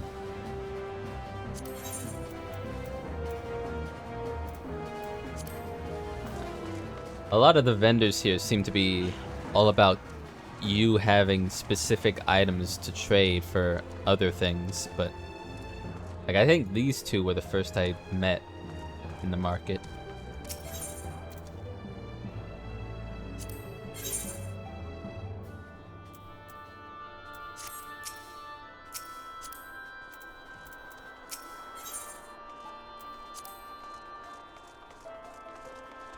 See, that's why I love pressing the enter button to interact. That way I don't have to click and accidentally click like the wrong person. Sometimes I still click though, just out of 10+ years of MMO habit with other games and other PC games in general. I'm not used to using the enter button that much, but it is efficient. It's more accurate. Alright. Where the fruity pebbles am I going?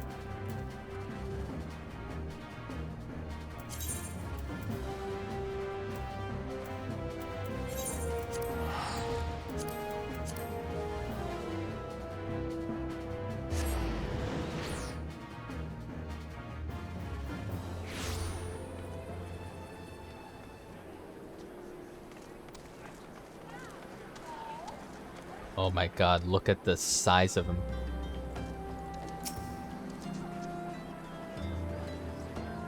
That's crazy.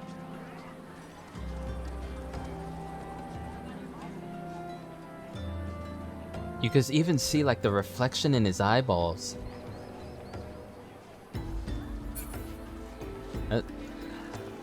I mean, I looked at this when I saw the store and them having the whale. I was like, yeah, but also it was during a time where I had not been truly addicted to the game.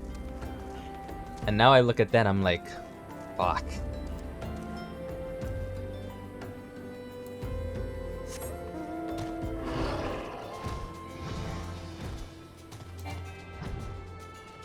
Also, and I learned this today with the hunts and, you know, like what you can get out of the allied seals.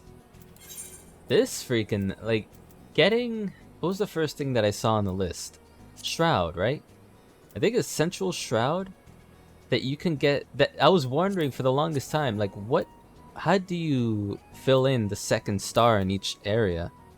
And it's through the seals. And I think they cost like 250 each to improve your speed, your ground speed rather, in a certain area. I guess I'll have to do it once to an area and then test to see if it's worth. Because it apparently, according to people online, it's not worth it if you're gonna be flying most of the time. But I mean, for me, that's, I mean, it's still something to spend on.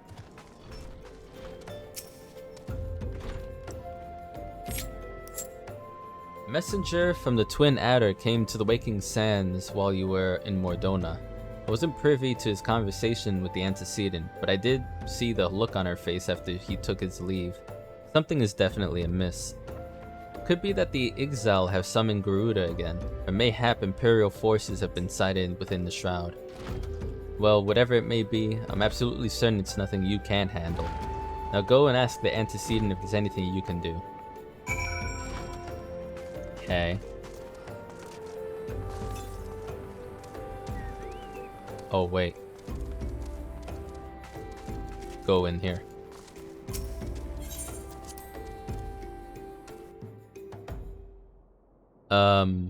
So yeah, we started today on really late in the night, but I had done so much weekly preparation that I really didn't feel like doing on stream, like as far as just in-game stuff outside of the MSQ.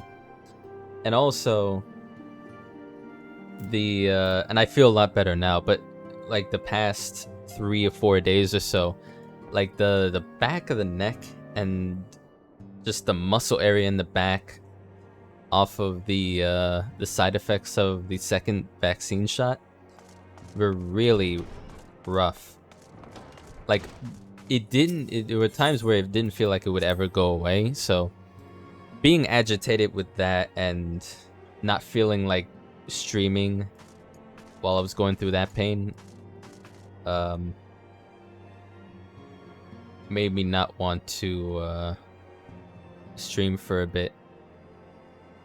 But starting off late today, I hope that tomorrow, but technically today is Thursday now. Thursday evening, hopefully it's an earlier evening stream and we can go a lot longer. But yeah, I'll give it like another 10 minutes. I'll probably be out for the night. I knew this day would come, yet I prayed it would not come so soon. We have reason to believe that another primal, or an entity resembling one, has been summoned in Gridania.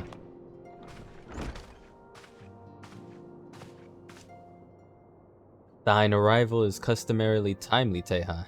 The etheric waves leave little room for doubt. Thy talents will be needed ere long. If there be truth in my suspicions, 'tis a familiar foe we face, though not one quite unlike the Lady of the Vortex. We dare not draw conclusions without evidence, but as Urianger says, the readings bear a strong resemblance to ones observed more than 5 years ago. Though I had hoped the Moogles guard beyond such follies. Oh god, are we here now? Is this it? As soon as I saw Moogles guard, I was like, fuck. Suffice it to say, the disturbance warrants a full investigation. Thy presence hath been requested by Commander Heruloy. I think the X is silent there. He waiteth thee at the adder's nest.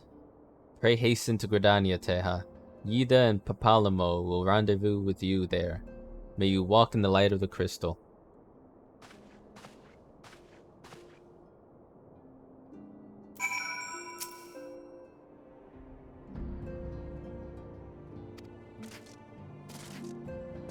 I can't go and jump on the table.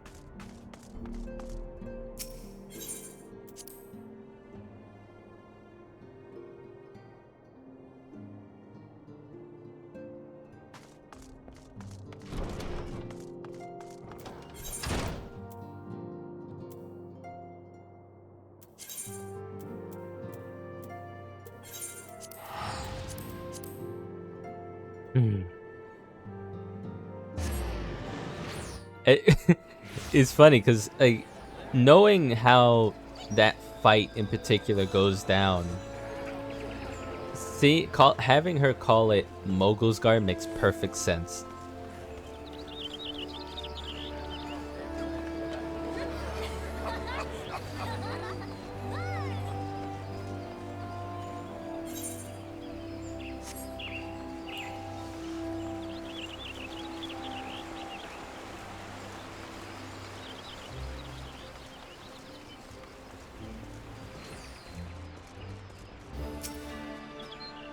Pleasure to see you as always, Teha. Thank you for answering my summons. Quite frankly, I could think of no one more qualified to. But we're getting ahead of ourselves. Allow me to explain. Yes, please do explain.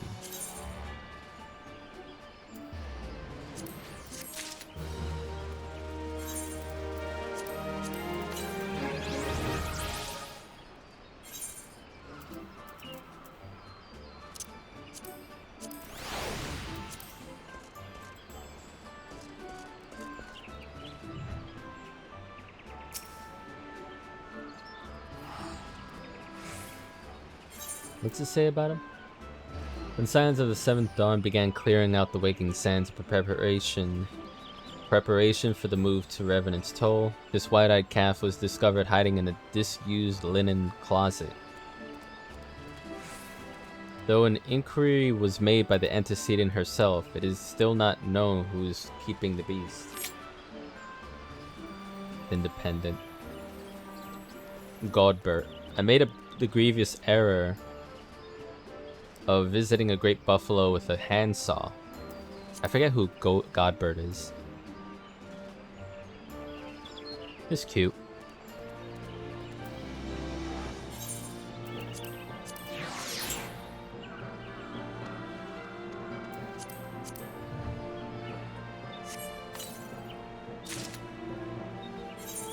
Alright, what we got?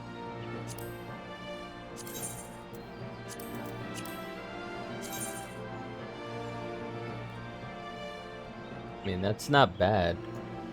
I'm definitely keeping it. Even though I have no reason to wear it.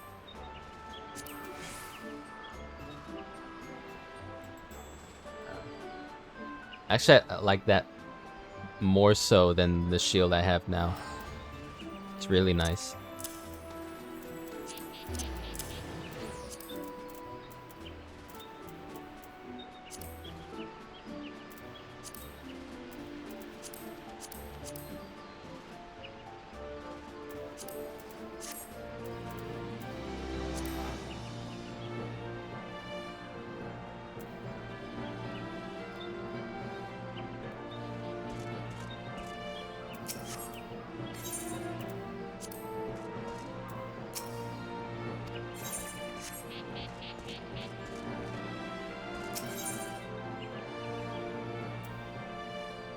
Oh, you play? Gladly accept your challenge. And though this may be but a game, know that I am no less honored for the chance to test myself against you.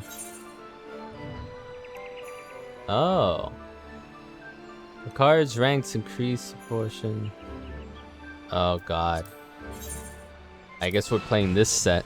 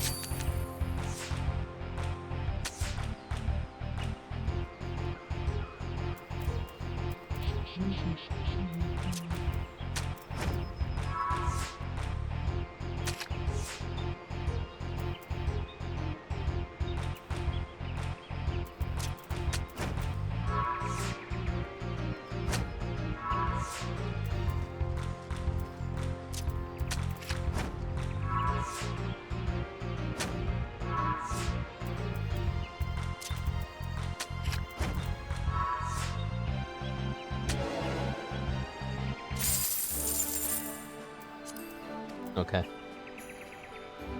I think I already have that, don't I? Yeah.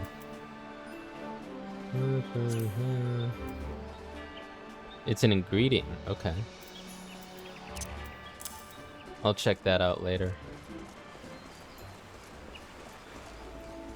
Oh. I forgot there was an MSQ to do. Hail to the King, Kupo. I think this is it, isn't it? I think this is it.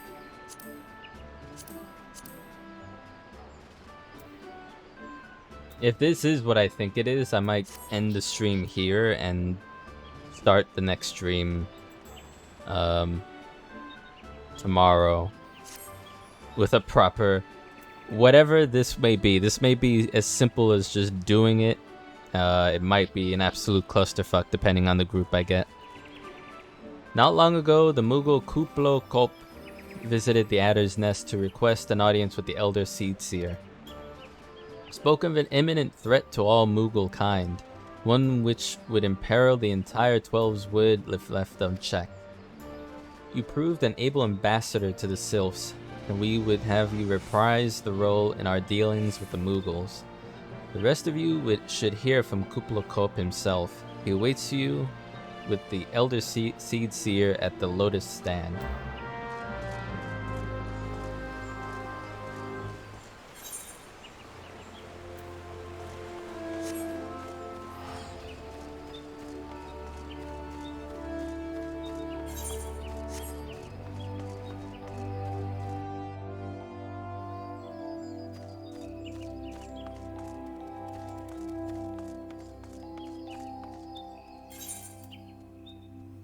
You know, this is kind of perfect for me.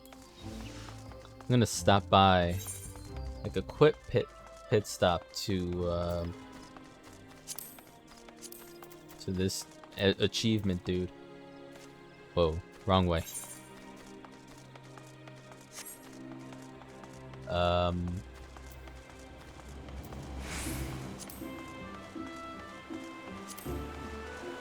Oh, I had to defeat 30 unique NPCs, yeah.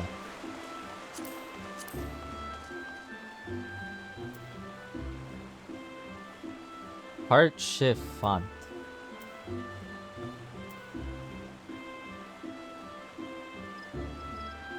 Ardbert. I don't know who Ardbert is.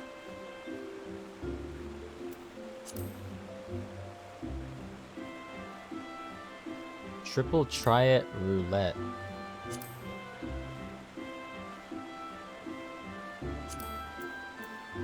I have no idea what that is. Like, this kind of roulette?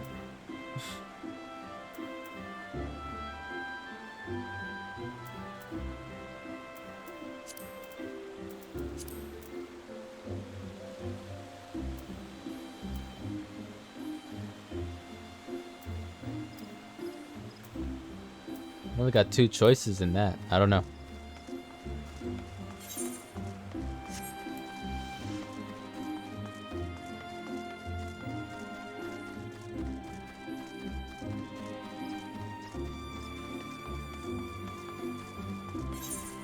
Oh no, there he is.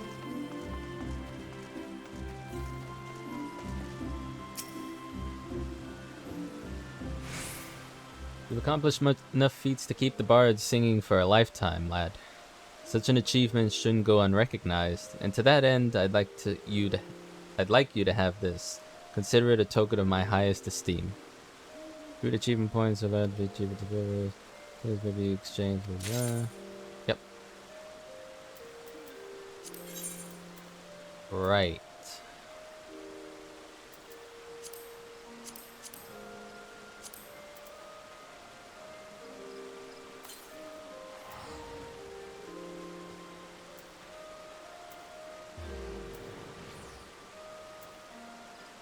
I really wish I knew. I guess I'll do this some other time, because I'd have to look up each name and figure out whether I have it or not. I wish it was sort of like a check mark. It's like, you have this already, don't get it again.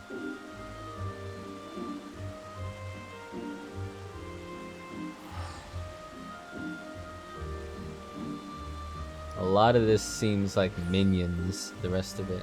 Because I know I've come here before. I know I have the Death Claw. You've seen me use that. I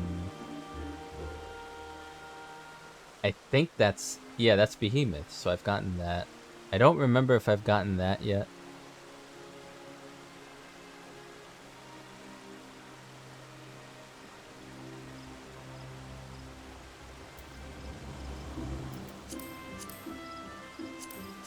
So yeah, I don't know if I should start just getting random minions or what? I have not even done, like, where's the logs? Sightseeing log. I've done absolutely none of that. Not yet. I do want to, but I tried doing one of them. I want to say while doing some kind of, it was like a group of fates. I think I was just farming fates, and it was difficult to understand without looking it up, and I didn't want to do that, so I just gave up. But I don't know, maybe at some point I'll try to grow a brain cell and figure that one, because I didn't understand like how you can clue together certain things to find a certain spot. The other scions have already arrived, sir. May I show you in?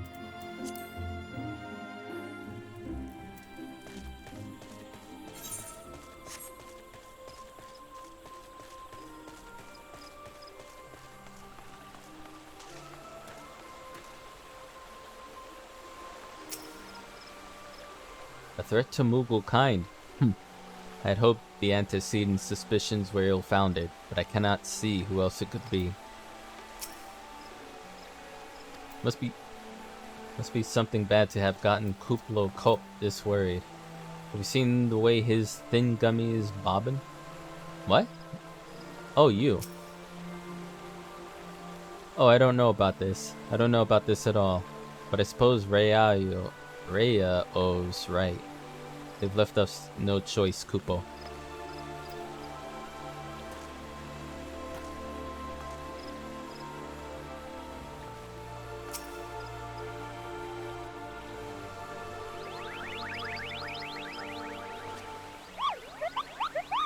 Please, you have to stop them, but you mustn't kill them. They're not bad Moogles, Kupo. They're just misguided. A gentle no, firm fashion is in order, yes, but no. Calm yourself, Kupo Cop. Can you not see that he hasn't the faintest idea what you're talking about? Be quiet this instant. Pray forgive us this witless outburst, sister. Most grateful as I am to you have come, Teha, and upon such short notice. Truly, Gridania could not wish for a more stalwart ally. But you are doubtless eager to know wherefore we summon you. Our friend Kuplo Kop has brought to us news of a most unsettling development. It would seem that good King Mogul Mog the 12th has returned to Eorzea. Curious thing to hear, I know. Truth to tell, I myself cannot say for sure if he's a genuine figure from history or some manifestation of Moogle mythology. Kuplo here would have me believe the former. Once upon a time, we Moogles served the gods in the heavens. It was quite nice up there, unspeakably beautiful, unimaginably spacious, and with a literally endless supply of wine, Kupo. In spite of this, or possibly because of the last part, the gods eventually became discontented and started squabbling, which made life jolly difficult for poor Moogles.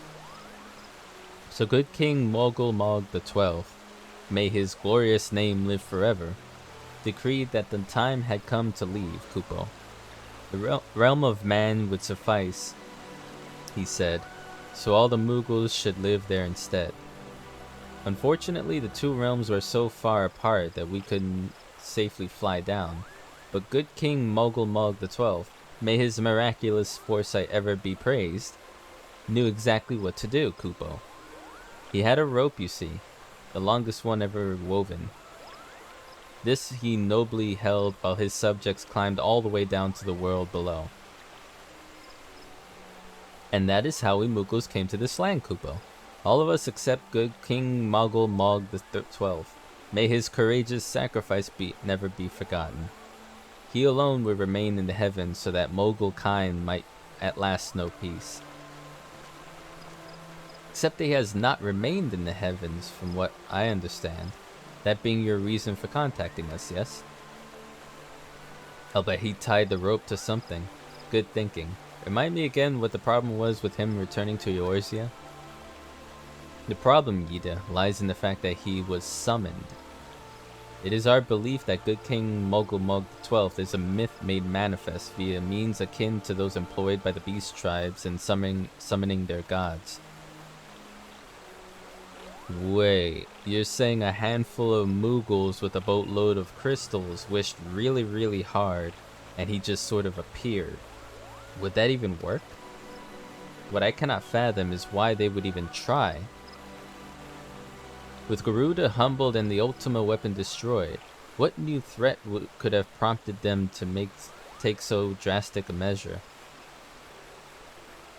Might that not in itself be the answer? Twice in the last half-decade, Eorzea has been brought onto the very brink of destruction, only to be spared at the last by heroics of a chosen few. To you who braved those tempests and survived by virtue of your own strength, this latest period of peace will doubtless seem a welcome respite. But to those who had not the power to defend themselves, who were spared only by another's grace, this is merely the calm before the storm. I think the Moogles Guard are afraid of what tomorrow will bring, and what things may not end so well as they did yesterday. That fear has driven them to call upon a greater power, one they believe can be relied upon to protect their loved ones and their homes come what may. I assure you, the Moogles Guard only want to protect the forest from outsiders, but ever since the return of good King Mogul Mog XII, may his boundless grace fill our hearts with love, they've started to get a little carried away. Kupo. Verging on a lot, in fact. Like the sylphs who summoned Ramu, you mean?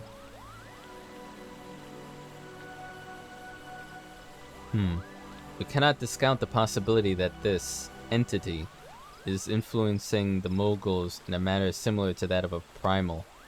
We share the same concern. Whoever or whatever the king may be, it is our belief that he poses a threat not only to Moogle kind, but to Gridania as a whole. Thus do we beseech you, Teha, confront good King Mogul Mog XII, and drive him from our midst.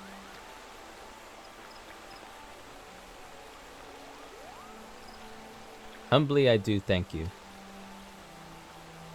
The sanctuary of the Moogles Guard and their liege lord is concealed by magical wards. Brother Esumiyan of the Conjurers Guild will doubtless be able to offer insight on how they might be dispelled. Pray seek the council ere you proceed any further.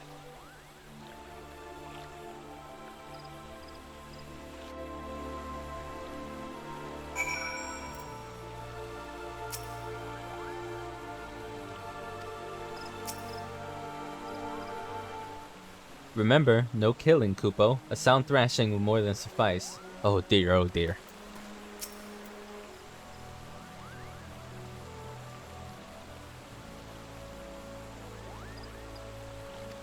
I don't know, maybe I missed something? I don't remember her ever having a sister, so I guess this is the first time we meet her then.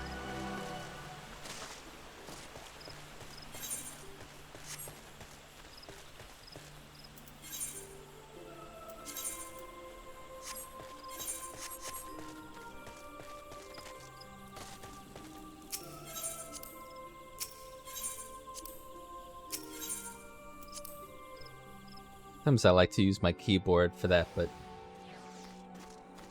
still not used to it.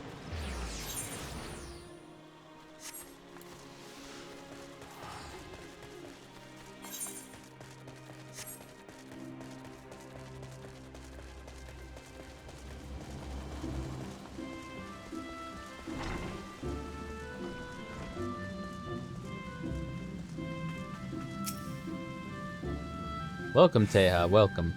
That you should be the one to face the good King Mogul Mog XII is of great comfort, to me and the elementals both.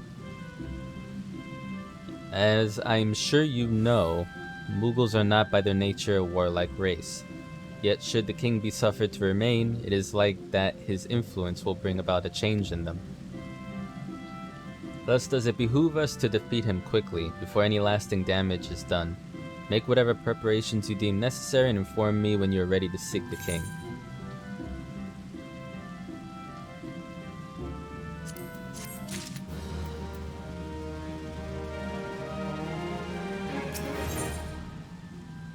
You have selected Regicide. Over the police secrets. Okay. The wards barring access to the king's sanctuary can only be nullified through the use of enchanted keystones. Self-same method employed 5 years ago when the king was summoned to Eorzea. It was with great regret that we were forced to sanction the slaying of the guardians who then held the keystones, for none were in our possession at the time. By the grace of the elementals, however, we have been spared that burden on this occasion. Kuplo Kop confided in me that he had been entrusted with a set of keystones by the Moogles guard themselves. Yet wishing not to betray their confidence, he begged me to find some other means to gain entry to the king's sanctum. Alas, I have been unable to do so, and dare not labor any longer, for fear that the Moogles might succumb to the corrupting influence of their siege lord. We must needs have Kuplo Kop's keystones, Kateha. Pray go to him and beg his assistance. He awaits you at West Shore Pier. Impress upon him our great need, and I'm certain he will yield.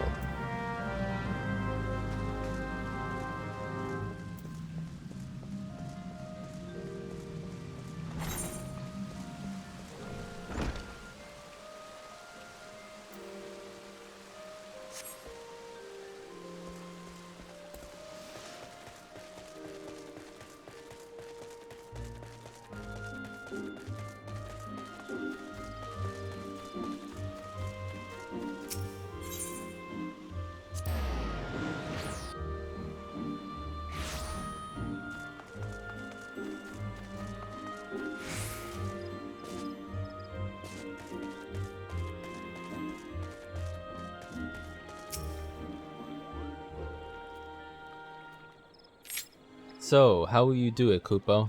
Oh, he told you about that. Well, if there truly is no other way, I'll do it, Kupo. Take the ferry to Sweet Bloom Pier, I'll go on ahead.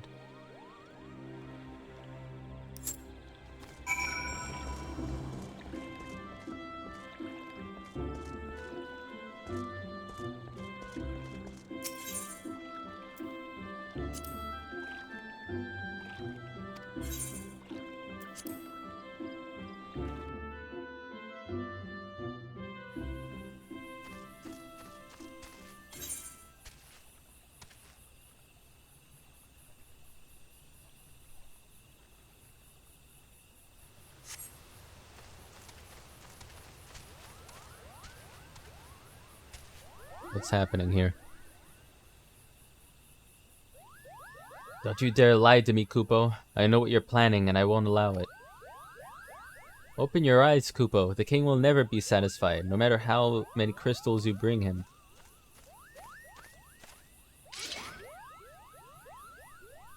We offered you the choice, and this is how you repay us? By consorting with this Hiur? Imperials, Gridanians, Sylphs. They're no different from the rest of them. Actually, you're worse, Kupo. Traitor to these kids Moogles. He plots treason against the crown. Enough. Kuplo Kop will answer for his crimes soon enough. As will all who defy the will of good King Mogul the 12th. May he reign forevermore, Kupo.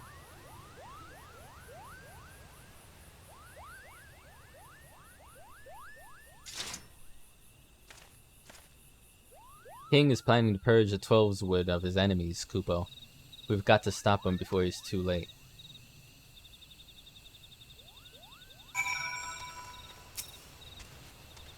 The entrance to Thornmarch is deep within the bramble patch, Kupo. If you take me there, I can nullify the ward, but be warned. The Moogles guard has set traps to lure enchanted beasts. I can't hide for them, so you need to protect me, Kupo. Escort Kuplo Kop safely to the warded entrance. Should you fail to defend him or move too far away, he will return to Sweet Bloom Pier, where you may rendezvous with him before trying again. Fuck. Okay.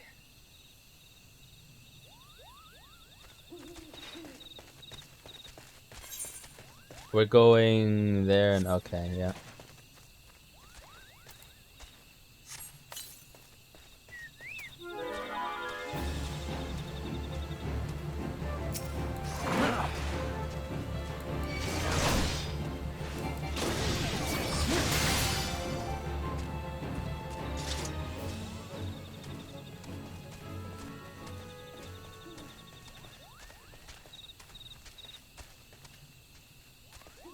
What do you mean faster? You want me to, like, separate from you or something?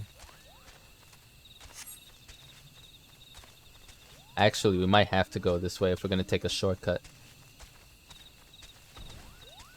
Off the road, you know?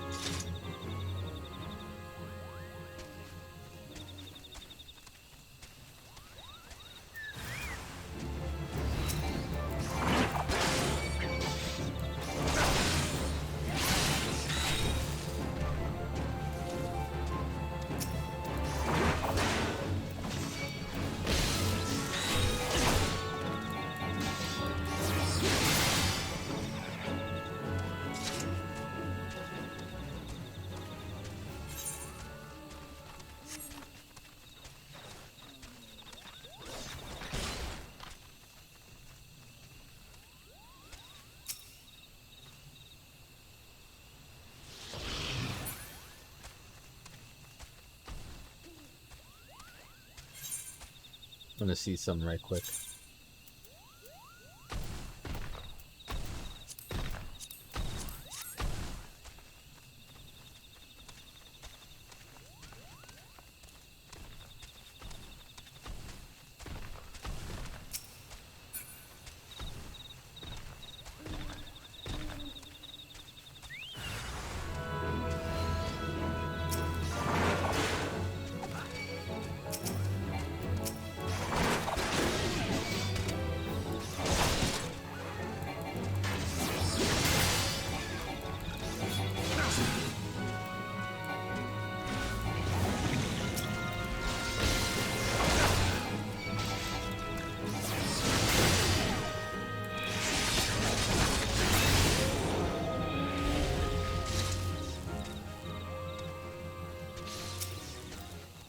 He's got all sorts of bad breath on him.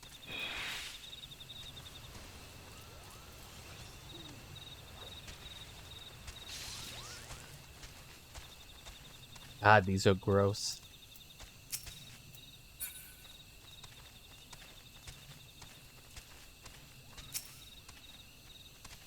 Face good King Mogul Mog the 12th, you must successfully escort Kuplo Cobb to the warded entrance. And speak to Kuplo Cobb to begin once more. What do you mean? I did. No? We're here, Kupo. I don't see any more beasts, do you?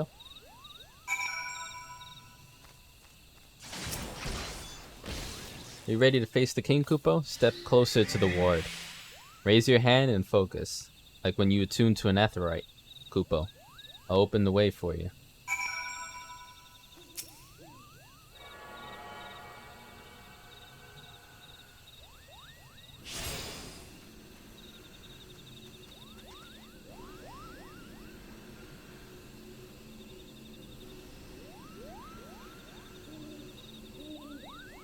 The rest is up to you, Kupo.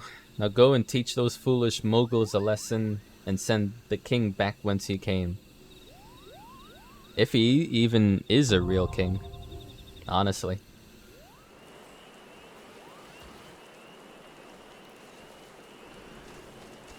Wonder why that is. Alright. First of all. Second of all. Let's do this thing. Get it over with. God help us. I don't know. Like I said yesterday, I'm less nervous about... Like, I'm not nervous about doing this on stream. I'm more nervous at how much you're meant to focus on. And how much you're meant to remember. Because obviously, the first time this released, people were doing trial and error, trying to figure it out. And I guess if I'm streaming and I don't realize up until a moment that I'm meant to do a dungeon or whatever for the MSQ, then I'll just do it and deal with the scolding later if I don't know a mechanic. But I really dislike having to look up a video, try desperately to remember whatever the mechanics are for a bit, and then come back here while on stream and just hopefully remember everything first try. Because at that point, I may as well save the time and stress of trying to remember it and just go ham completely blind.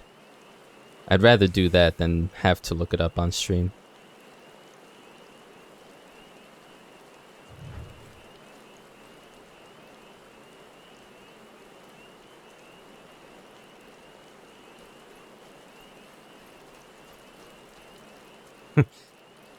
What was the...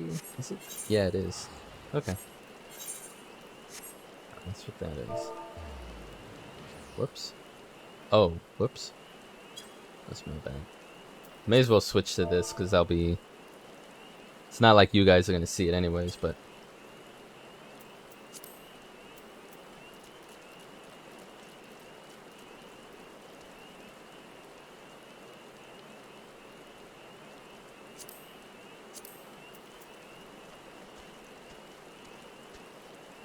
I wonder if we're gonna have issues even queuing for this thing.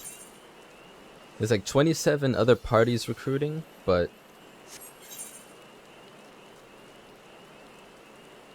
no one specifically for Thorn March. No, now it's 30.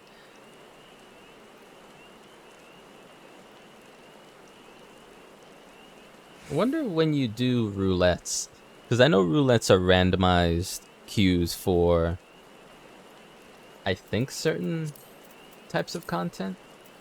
Yeah.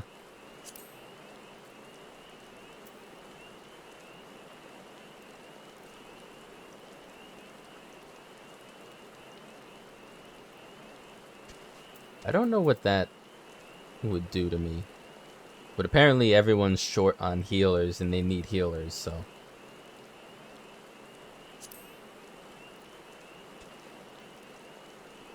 A main scenario, duty, trials, guild has. That's one thing I have not done in my entire time. I have to catch up on guild has desperately. I don't even know if I would benefit beyond the obvious rewards. I just haven't been doing them. Front lines I haven't even started yet. Fuck, that scared me. Alright, here we go. Probably not gonna talk much, I'll just be focusing.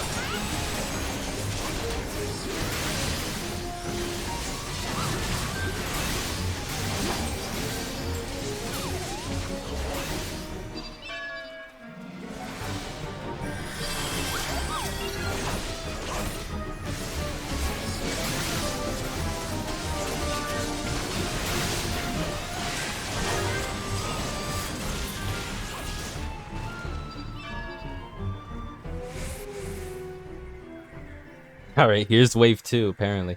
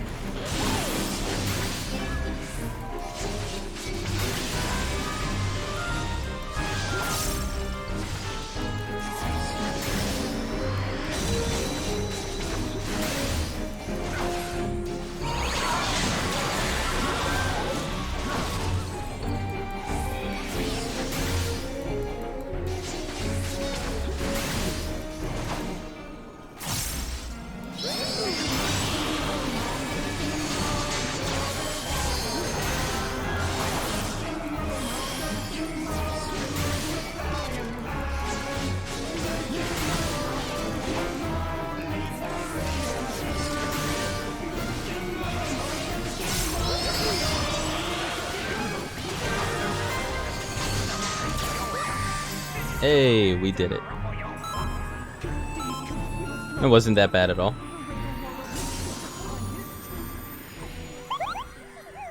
A menacing Mog gun?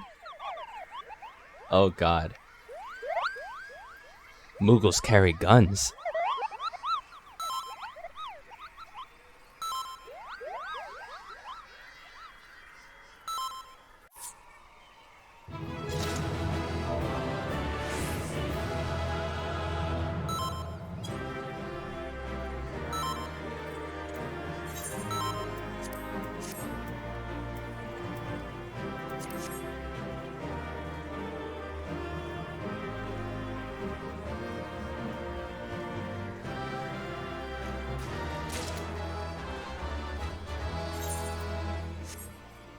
I got the gun. Neat. Alright. Okay. That was that. That took not even 5 minutes to do, it felt like. You did it, Kupo, you did it. Good King Mogul Mog the 12th. May his mighty soul rest in peace. That's so... He keeps going off about how great he is, and now he's dead. He's no more. I love the dialogue in this. It's so good. I shudder to think what might have happened had you not stopped the Moogles guard when you did. Thank you, Teha. Perhaps now they'll come to their senses and stop playing at fairy tales. Rest assured that the chieftain will have choice words for them too. You should go and tell Pukni Pak that the king is no more, Kupo. She's with Rhea O and at Camp Tranquil and can relay the news to the chieftain. I got a Mog gun. Off of greed, didn't I? That's crazy. I'm really happy about that. That's really cool.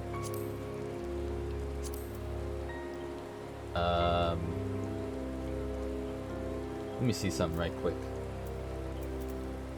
Because when I separate my chats a bit, especially between general and party, just declutters the whole thing, you know?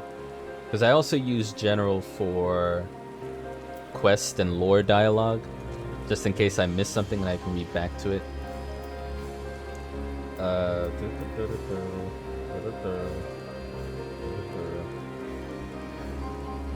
Yeah.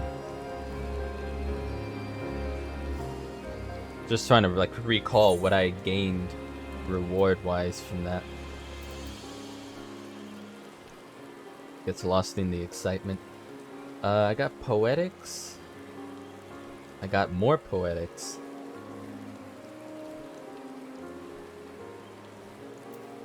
Mog? Wait, Muggle Mog's 12th whisker.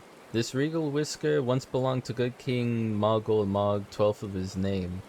Oh, someone else got that. Wonder what that is. Is that like a...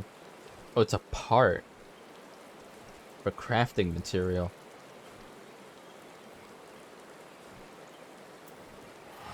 Cast your lot. I guess this is pretty different than WoW then in regards to loot rolls. I never see the roll you dish out. It says you've done it, but it's invisible. It doesn't show you the number.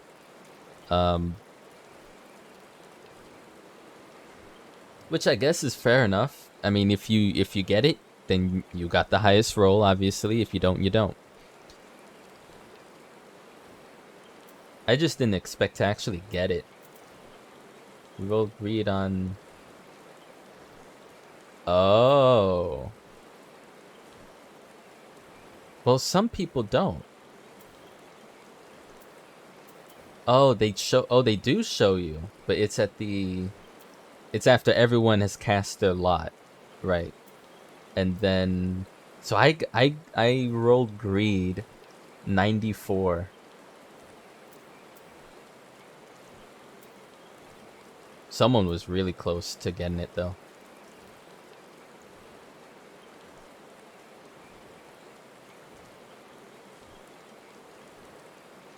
Awesome. What kind of... Did I even get... I think I got one commendation off that. Yeah, I got one. Cool. I don't even know... Like, commendations seem to me something someone would have to check out when they examine me or examine someone else. But, I guess you would only care about that if you're trying to filter out people who have had experience with dungeons and their class slash character in general. Because I don't see how, you know, checking someone's commendations matter if a specific fight calls for certain mechanics. I guess you would have to check that particular achievements or just trust that they know what they're doing. It kind of extends to my question of at what point do I not have the sprout? Because I turned that off visually, but it is still there. I wonder if that will ever go away, or do I have to choose on my own to take it off? Or... Am I good on... I am good on fates. Okay. Awesome. That was actually a lot of fun. I was kind of back and forth on, because I saw the other tank on the left and I was like, okay, should I really just go out of my way to do the mini mogs, or should I go off and just catch the king from the very start? The latter was I clearly the latter was the better option for me. I think I would have handled the fighting of everyone getting on my ass a lot better if I'd started with the king first.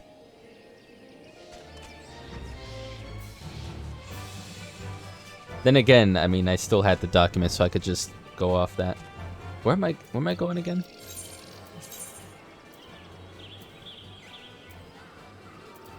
Oh, am I? Where am I?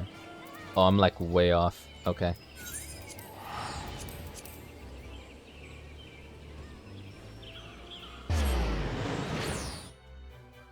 Cool, cool, cool. Much fun.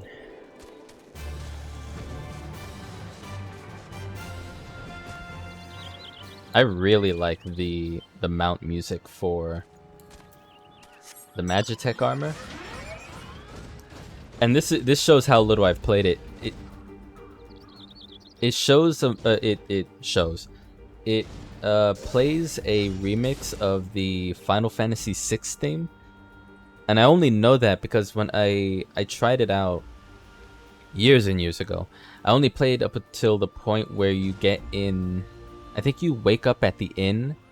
It's like 5-10 minutes into the game, so I know nothing about it basically, but the theme song always stuck with me. Such a beautiful theme.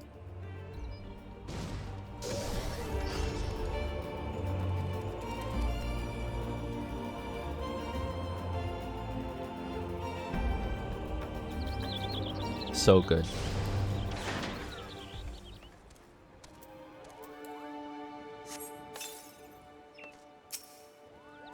Koopa Koopa. I've served Rayo since she was a little girl, no bigger than me.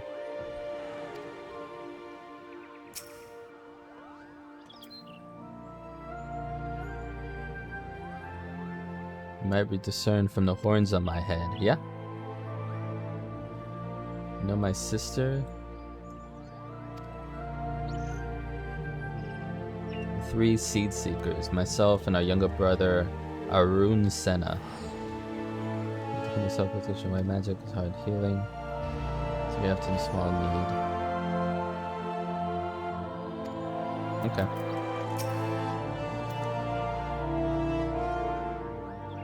Do I dare believe my ears? Good King Mog the 12th, may his magnificent virtue serve an example to us all, has fallen? All Moogle kind owes you a debt, Kupo. I sense Rao wishes to congratulate you as well. I shall let you two speak without fear of interruption.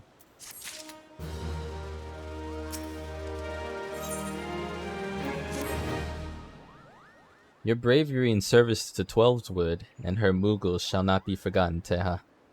My sister will doubtless wish to hear the tale of this great victory from the mouth of the man responsible. Pray return to the Lotus Stand and treat her to a full account of the day's events, while the details are yet fresh in your mind.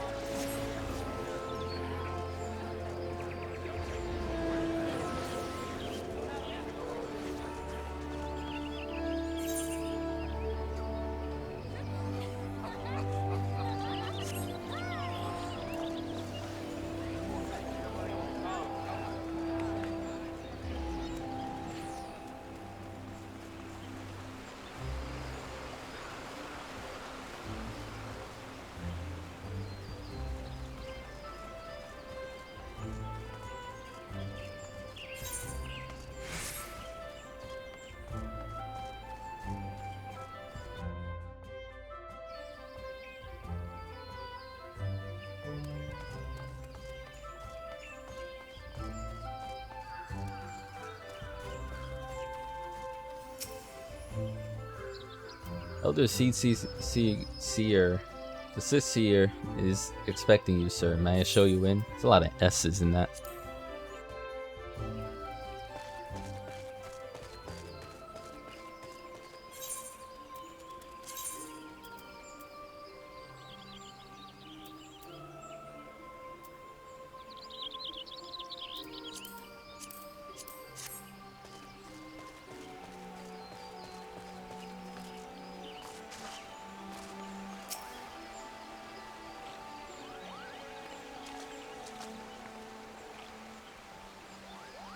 Teha, you return to us, unharmed and victorious. Thus have I 2 reasons to be glad. Yet many questions remain unanswered. If you would be so kind as to oblige me, I would fain hear all that occurred in Thornmarch. Then it is as we feared. The king really is a primal. But he really isn't, is he? I mean, the Moogles don't worship him, for one thing. He's not even a god to them. That doesn't sound like any primal I've ever heard of. Then mayhap the fault lies with the definition. The fact remains that through a combination of the power contained in crystals and the force of their collective faith, the Moogles called forth a being that by rights should not exist. Moreover, when slain, said being left no corpse, the aether which comprised him instead being scattered to the 4 winds. According to the accepted definition, he may not be a primal, but the mode of his manifestation was in every respect the same. Which means... Askians. This whole business reeks of their handiwork. Kupopo. They said it was Masked Man who had taught them how, years ago. But Gridania has no shortage of masked men. And I never thought to question. Confound it all, how many more will they ensnare with their tainted gifts? Too many, I fear. So long as there are paragons to stir the embers, fools who build a pyre, and crystals who feed the flames, ever and again shall we suffer primal visitation. A somber thought, but a salutary one.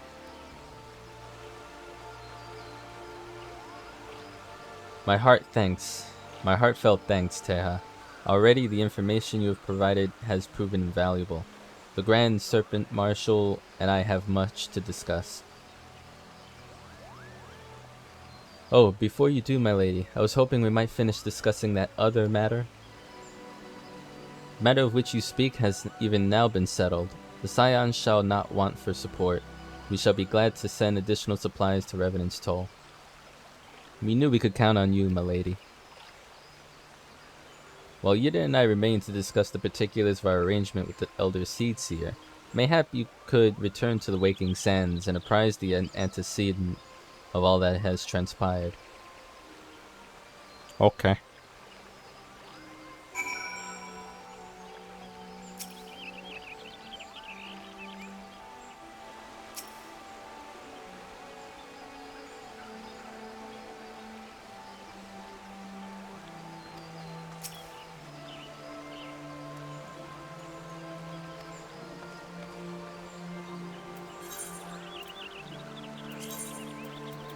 I mean, it's funny how they've been giving me all these envelopes. I still have 12 left. The Prey Return to the Waking Sands collection of envelopes.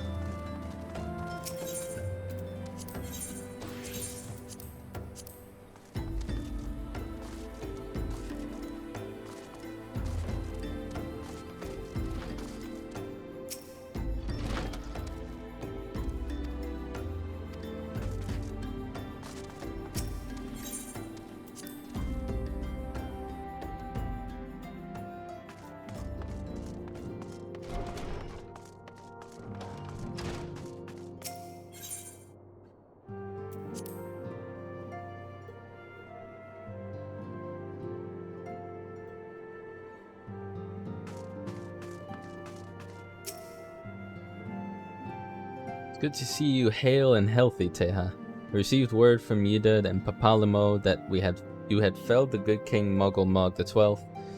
May his excellence be praised, but I had hoped to hear your version of the tale.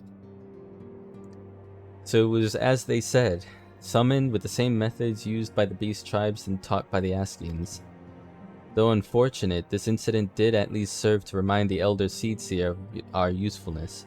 Her offer of additional support could not have come at a better time. My thanks, Teha.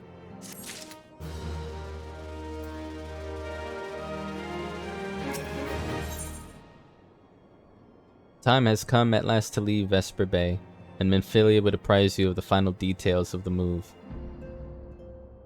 Bubbling blood of a void scent. For some unknown reason, the humors will not coagulate. Ugh. Owing to the tireless efforts of all concerned, we are at long last ready to bid farewell to Vesper Bay.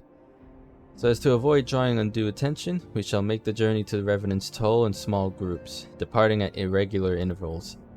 Lest you doubt, it is still my intention to conduct future operations openly. But on this particular occasion, the need for caution overrides all other concerns. To move north as one ponderous caravan would only serve to invite attack. It seemed only right that I should be the last to leave, and I would have you remain with me until the end, Teha. Upon my departure, the Waking Sands will formally cease to be our headquarters, and the premises will be given into the care of Urianger. I had thought to relinquish the property, but he was quite adamant, and I had not the heart to disagree. These walls have borne witness to some of the brightest and darkest moments in our Order's history. Mayhap it is best that we do not forsake them entirely. Urianger shall remain here and devote his energies to studying the nature of primals. By the grace of the 12, he will one day discover the permanent solution that we have sought for so long. Of course, he will not be alone. Alice shall continue to work closely with him as well. I haven't seen Alice in a hot minute. Should they require our assistance, I have assurances they will not hesitate to contact us. Speaking of Urianger, would you inquire of him if any tasks remain undone? I cannot escape the feeling that I have forgotten something important.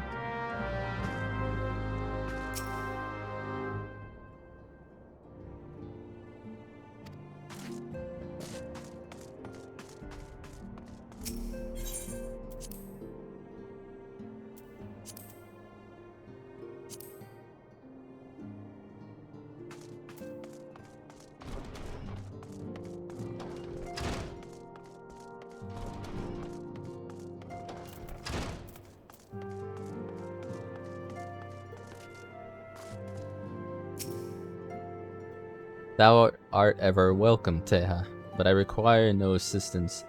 Pray take thy leave unburdened by concern for my well-being. Verily, thy countenance bespeaks a desire to quit this place without further delay. Mayhap thou thinkest this chapter of our tale concluded, that these halls should rightly be consigned to the annals of history. In man's eagerness to seize the future, how readily he doth set down the past. Full many a proud pioneer hath bravely stridden into the great unknown, only to find there the banner of his ancestor, faded by the eons, and still man glorieth in his discoveries. 'Tis through his pride that wisdom doth ever give way to ignorance, while they who lurk in shadow remain hidden, lost no sooner than they are found. What? What? Be not offended, Teha. Thy conduct hath ever been beyond reproach. Despite thy surpassing strength and all thy many victories, thou hast never been so convinced of thine own greatness as to imagine thyself above the failings of thy forebearers. Mayhap it is the echo which hath opened thine eyes to the lessons of history. Would that the same could be said of 10 years later.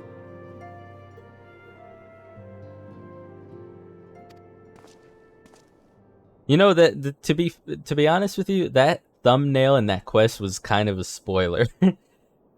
That looked like something bad was gonna go down. Whence came that cry? The solar, 12 forefan, the antecedent.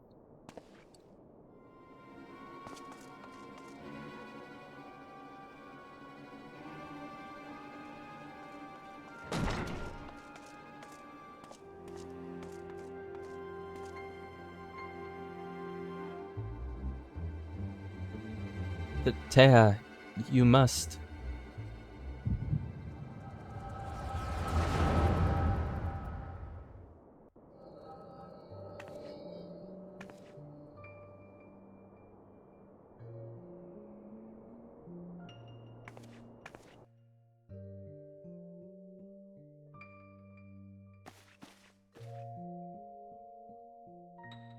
Tell me, Louis, would you have done the same? Louis Levelier was a remarkable man, wise beyond mortal measure. With that I had met him prior to his passing.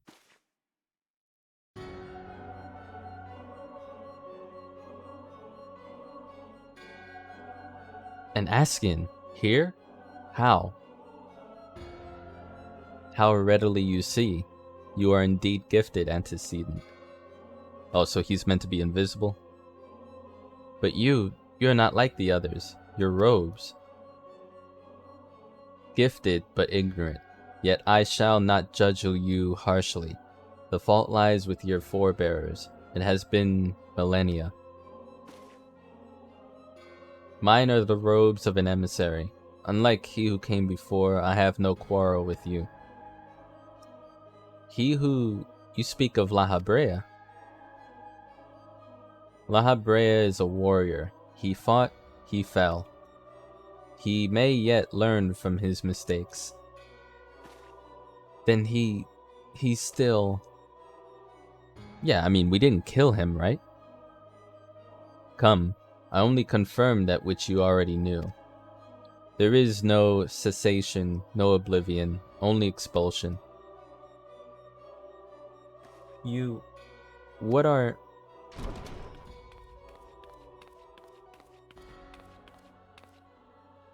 We're ready when you are, my lady, if there's nothing else. Is something the matter? I feel the same way. After everything that's happened here, it feels strange to leave, but I'm sure we'll soon get used to Revenant's toll. Well, I'll let you say your goodbyes. Take as long as you'd like, my lady. We shall depart whenever you're ready.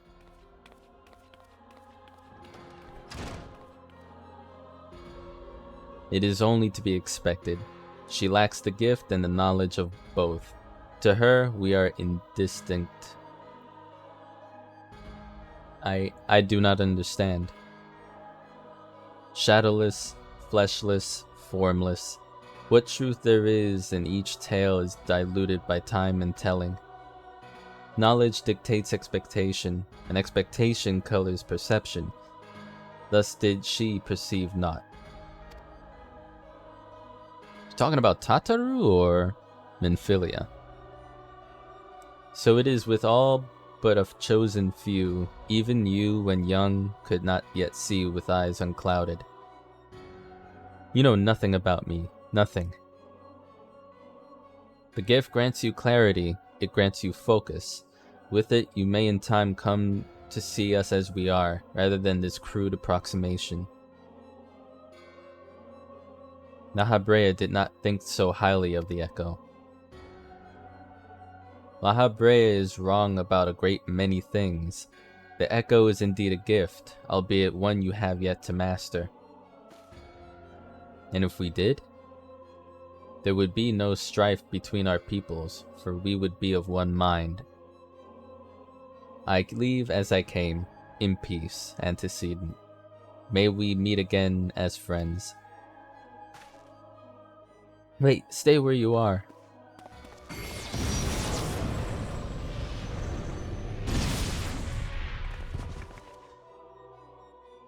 Mayhap I was indelicate. 'Tis a mercy she shields her children from his grace with such resolve. Was it also by her hand that you survived the ardor, I wonder? I wonder who her is.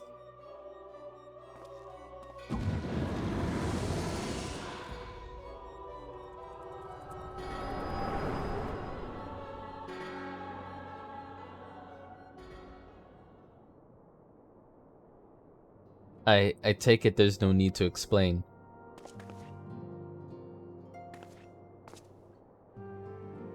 Save your concern. He did me no lasting harm. Whatever his intention was, it was not to kill.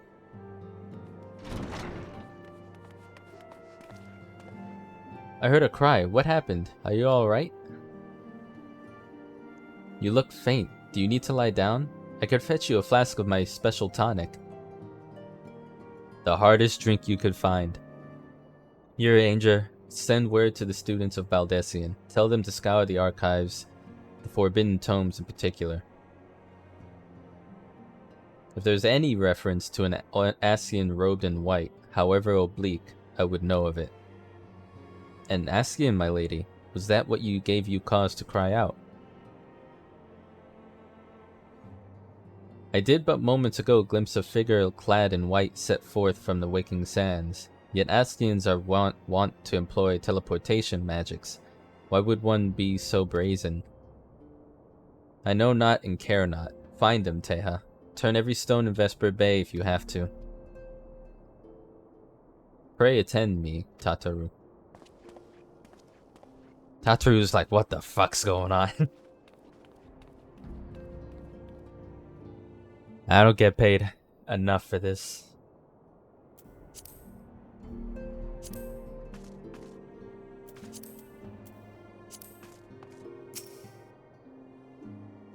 Speaks of peace, but I know his words belie his true intent. Okay. I don't know who he is, and I don't know who her is, because her was capitalized in that one.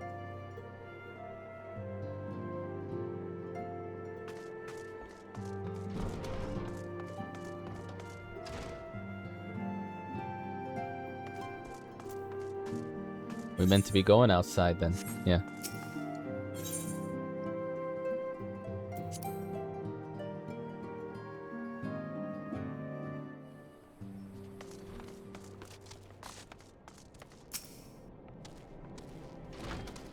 Tell me he's gone, Teha. Tell me we're safe. We are safe, aren't we? No.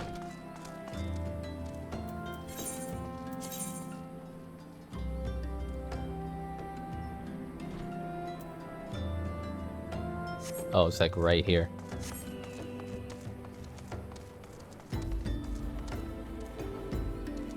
Oh, hello.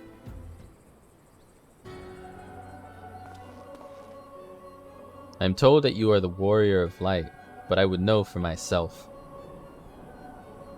I shall walk north, and you may choose to follow. Know, however, that you will be waylaid if you do. You may even perish. Should you survive, we shall speak anon.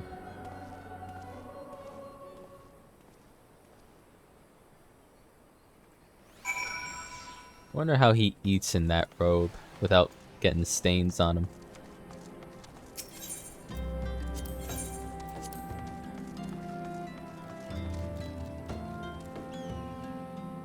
Okay. Now. Oh, are we just gonna follow close by like this?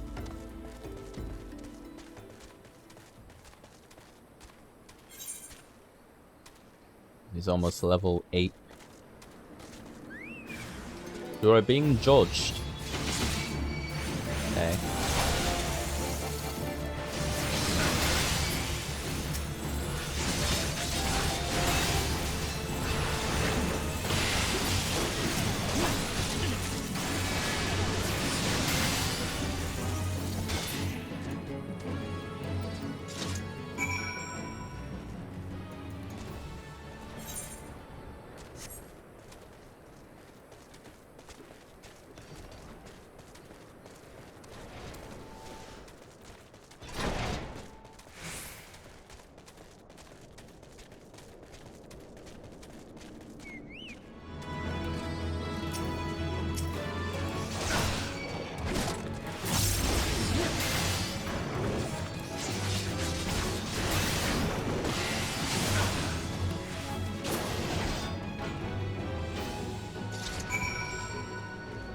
Okay. So far, not so much going off, just things to interrupt me.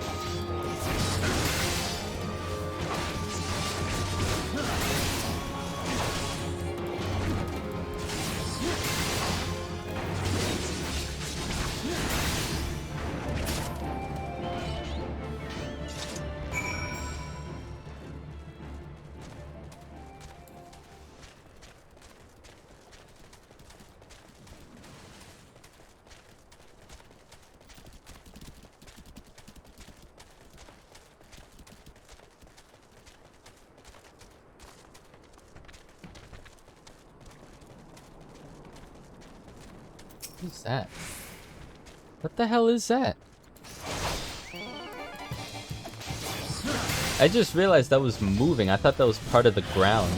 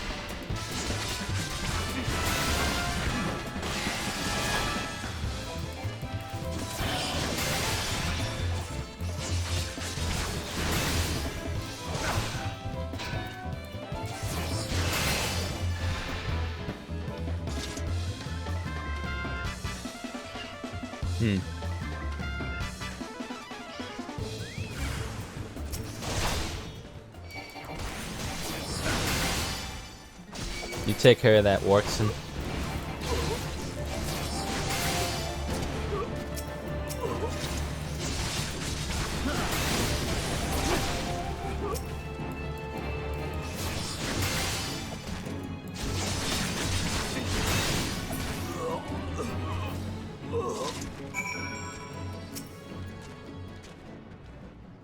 Alright, you gonna start talking or what? Remarkable, truly remarkable. I thank you for granting me this indulgence. None save he who bested La Habrea could endure such an examination. They were pretty weak, dude.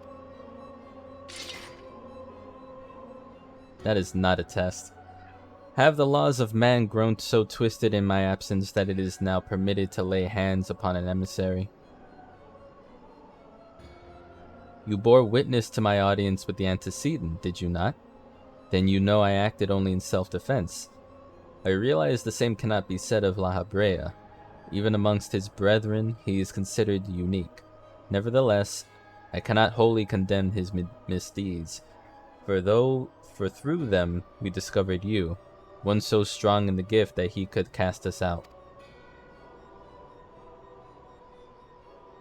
Your mother favors you still. That much is plain. Surely you must feel it. Her influence wanes, and her strength shall soon be spent.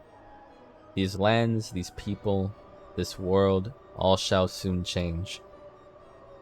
As it was, so shall it be again, as it should always have been. Doubt my claims and question my motives if you will. Only believe me when I say this. I am Elidibus, emissary, bearer of the word of the one true God, and we shall meet again. He's a bust?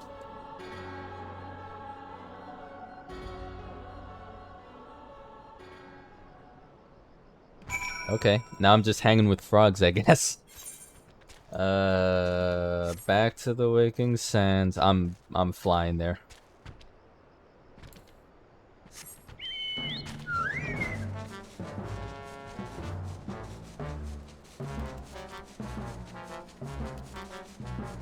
Poor Chocobo. He'll never get that snack.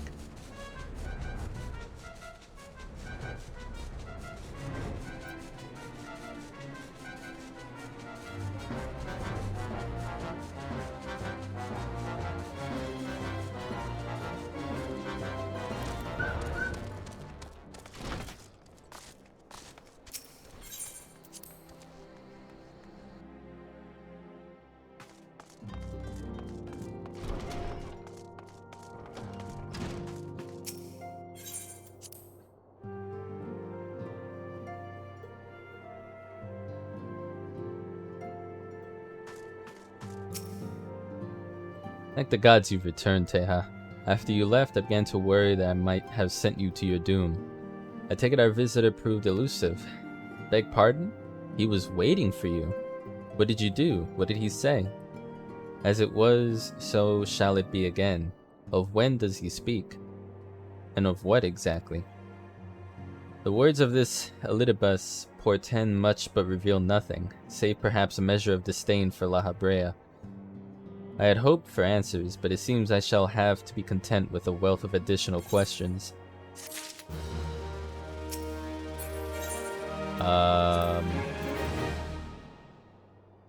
Okay. We'll see if I can sell that. Also... Oh, this is for mechanists, okay.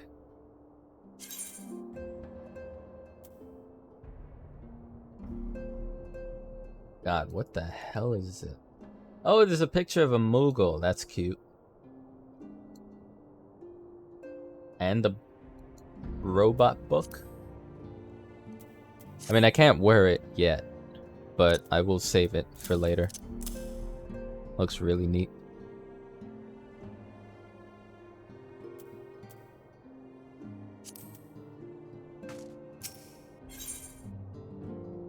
Minfilia has a final favor to ask of you. Let us set aside the matter of this asking until after we've completed our move to the Rising Stones. There is but one final favor I would ask of you before I depart. I believe I mentioned before that my father was a member of the Alamigan resistance. The truth, however, is more complicated than that. As far as the Empire knew, he was their spy. He maintained the deception for nigh on half a decade, furnishing the resistance with vital Imperial secrets while feeding his paymasters subtly conceived misinformation. When he died some 15 years ago, my father left behind his journal, which I have closely guarded ever since. It contains every shred of information he and his agents could steal on what they believe to be the single greatest threat to Eorzea, the Primals. Its wisdom has guided me through the years, though there is much within I still do not understand. It is my hope that Urianger will fare better. Tell him to treat it with care. It is all I have left of my father.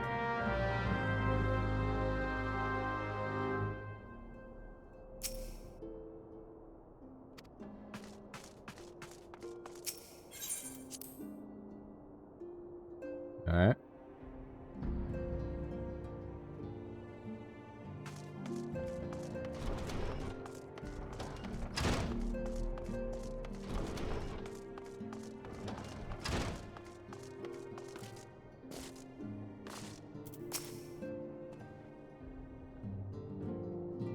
I thought thee departed. To what end dost thou linger? The legacy of Minfilia's father, who perished in the parade incident of 1562 when a Gulbu broke free of its magical fetters and ran amok through the streets of Ul'dah, contains a wealth of stolen Imperial research on the Primals as well as other information which is yet to be deciphered. Father's final bequest.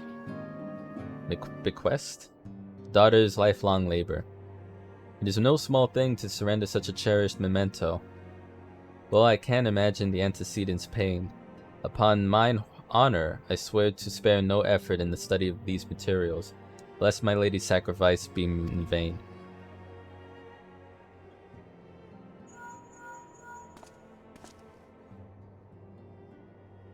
Teha, this is Minfilia. Forgive me, but I could wait no longer. I have departed for the Rising Stones. If you have yet to... Once you have given the journal to Urianger, I bid you come to the 7th heaven in Revenant's Toll. Tataru will be there to show you inside our new headquarters. Assuming you have already attuned to it, you may wish to make use of our new Aetheryte in Revenant's Toll. After all, it is right on our doorstep. No more envelopes? Whatever would I do? Return of King Moogle. Is this like the upgraded version of this fight? Amongst Moogle kind, the legend of good King Mogul Mog the 12th doth tell of a wise and magnanimous ruler. Alas, the entity thus summoned put the lie to this imagining with his brief and decidedly unpeaceful reign. 'Twas most disturbing for me to learn then that the Moogles Guard have once more succeeded in placing their manic potentate upon his thorny throne. Methinks the agents of chaos doth lurk in the shadows of this deed. Only with the Askians' guileful intervention could they have called the king back from their aether with such haste. As ever it falls to thee, to the blade born of light, to banish the Paragon's dark ambition from our realm. The 12 only know what dire power doth corrupt the savior of these gentle forest folk. Thy name has been called, Teha. The more moderate faction of the Moogles hath joined with the Order of the Twin Adder in an effort to open thee a path to the good king's domain. I bid thee make haste to the Adder's nest, and once more pledge thine aid in deposing this royal myth made flesh. I don't know what you said, but I'll do it.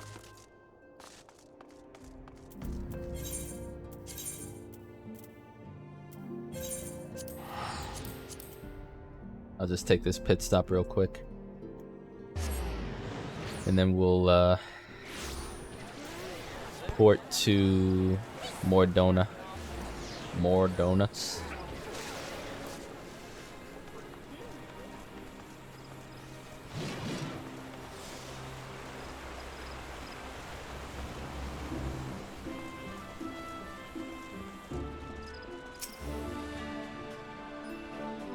Teha of the Scions, I'm glad to see you. I assume you have been apprised of the situation regarding the Moogle monarch? After your previous disposal of the king, Kuplokop approached the Moogles Guard and attempted to convince them of the error of their ways. Unfortunately, it appears his efforts in persuasion had rather the opposite effect. The royal sentries reportedly flew into a frenzy and focused their righteous indignation into new summoning ritual. Mayhap it was the unwavering intensity of the Moogles Guard's prayers, but the king has returned to the forest enveloped in an almost blinding aura of majesty. Kuplokop tells us that this dauntingly maniacal avatar has now taken to calling himself Great King Mogulmog XII. Suffice it to say that the Elder Seed Seer is willing to condone the necessary act of regicide. Yikes. For the safety of all who dwell within the Twelfth Wood, it has been decided that the king must fall. A certain member of the Elder Seedseer's personal guard has already escorted Kuplokop to the ward that shields the monarch's domain. Those among us with the ability to see Moogles are often in high demand, but considering the urgency of your mission, our leader felt it best to expedite matters. Pray make your preparations and set out as soon as you're able. Kuplokop awaits you in the Bramble Patch and East Shroud.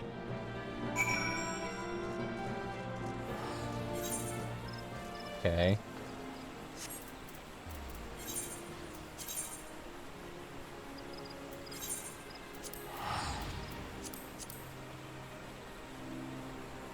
As long as I don't have to do anything.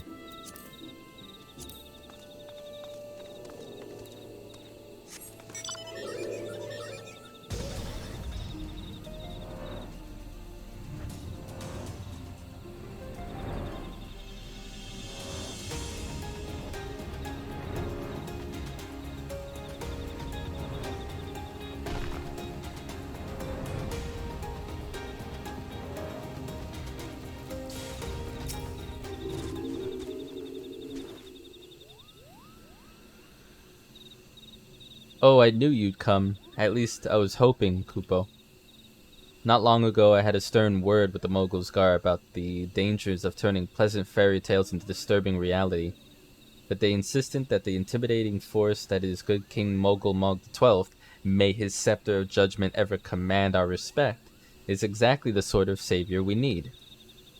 The Moogles Guard are afraid, Kupo. Afraid of how the forest has changed. Afraid of the never-ending conflict. Afraid of that we Moogles have no place in this new world. I'm scared of all those things too, but the thought of unleashing our royal menace upon the Twelve's Wood scares me even more, Kupo. Please, you must deal with them firmly before this goes too far. A measured thrashing, of course, nothing too brutal. You can enter Thorn March here, through the terror I've made in the ward.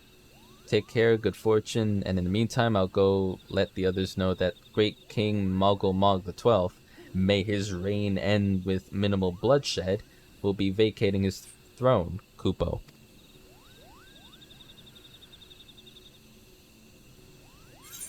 Oh, he was the guard. Okay.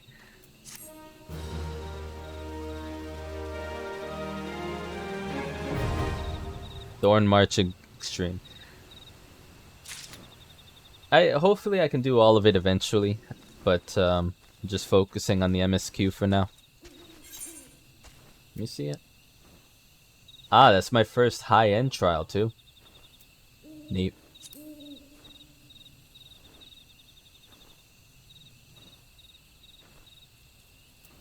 Average item level 80 and then 54. So you just have to be stronger. I'm sure for some fights that go from like normal to hard to extreme to savage, you know, mechanics change here and there. So we'll see. Maybe at some point I'll look it up and see what the changes are for the extreme version.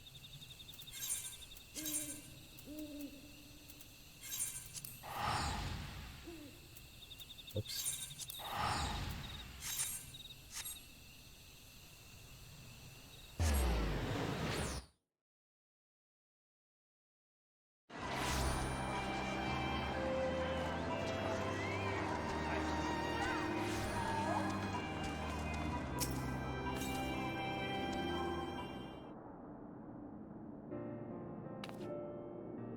Oh, Teha, you're here. Good, good.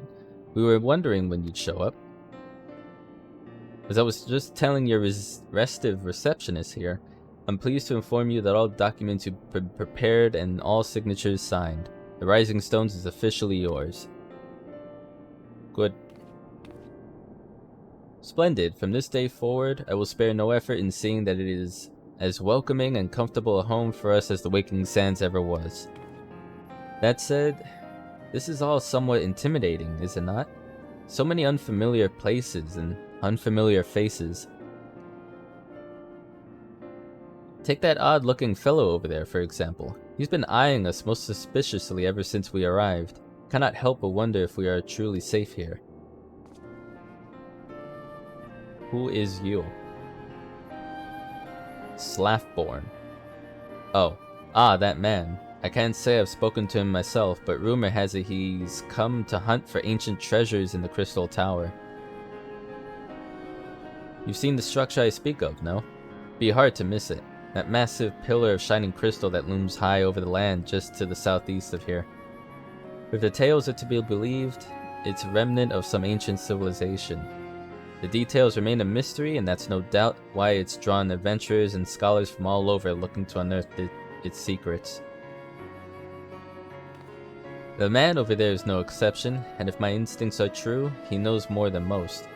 If you're curious about the tower yourself, you could do worse than talk to him and see what he knows. Why, if I weren't otherwise occupied with my duties here, I'd have half a mind to join you. I mean, just look at it. I can scarce begin to imagine what wonders lie inside. Well, that's wonderful to hear. Rest assured that this receptionist will work just as hard to see that our efforts do not skip a beat, despite the relocation. And with that, Teha, I do believe it's time for you officially announce your presence to everyone inside. The antecedent and the others will surely be overjoyed to see you.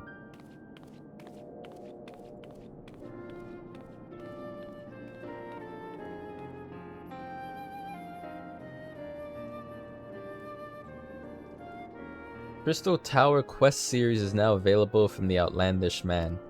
In order to progress in the main scenario, you must first complete certain quests in the Crystal Tower series. While you are granted a respite from your duties as a scion, use your time to probe the depths of the Crystal Tower and see what ancient secrets may be gleaned.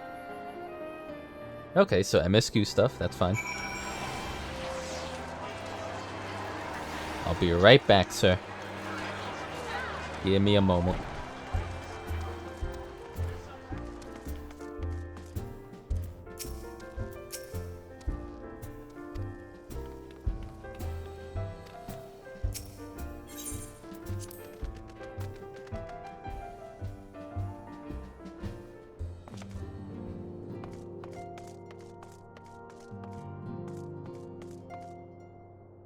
Yeah, people are here. Ravishing as ever, perhaps for old time's sake, she would... Gods, Teha, don't sneak up on me like that. We bards are easily startled a lot. Who's he talking about? Oh, he's talking about Phil Hammond, maybe? Oh, you wish to help? That's very kind of you, but I can manage on my own. Besides, you should be out having grand adventures, not withering away here with me.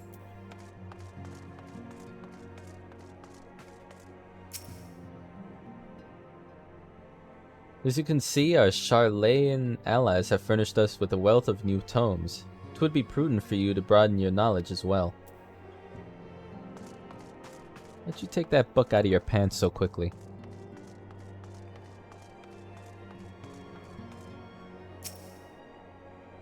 The horror! The horror! What's the matter with you? I love the smell of victory in the morning. It smells like sweat. No. Moon toy sauce. No, victory. Yeah, victory. So here we are, completely independent and questionably neutral. At least more so than before. Truth be told, I cannot say this feels that different. Of course, Ida begs to differ. Yeah.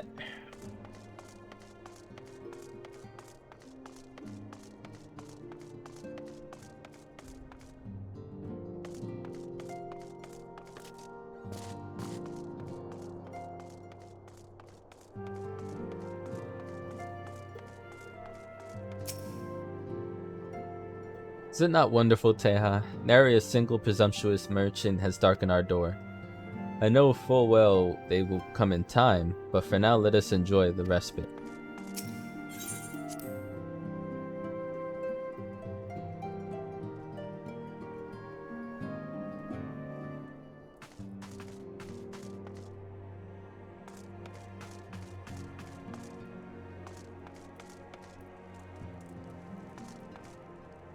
Same table.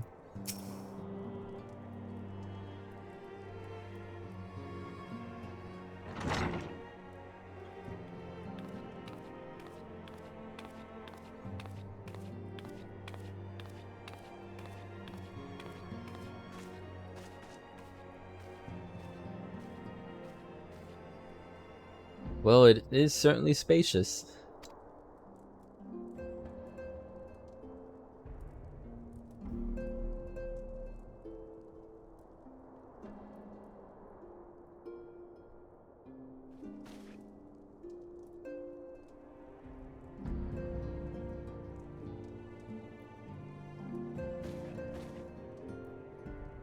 Today marks a new beginning for the Scions of the Seventh Dawn, but today we declare our independence.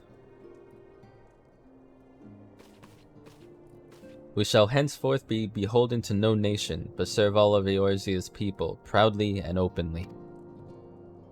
But this does not mean that we will sever our ties with the Eorzean alliance. On the contrary, the antecedent and I shall endeavor to strengthen them. Rest assured, however, that we shall not permit political considerations to influence our decisions. Our identity remains unchanged, as does our cause. We are the Scions of the Seventh Dawn, and our single purpose is to safeguard the future of Eorzea.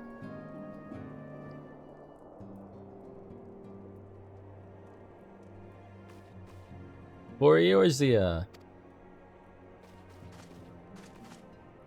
Yay. God, my shield is massive. I could throw that like a frisbee and like kill a few dozen. A moment of your time, Teha, I would speak of Elidibus.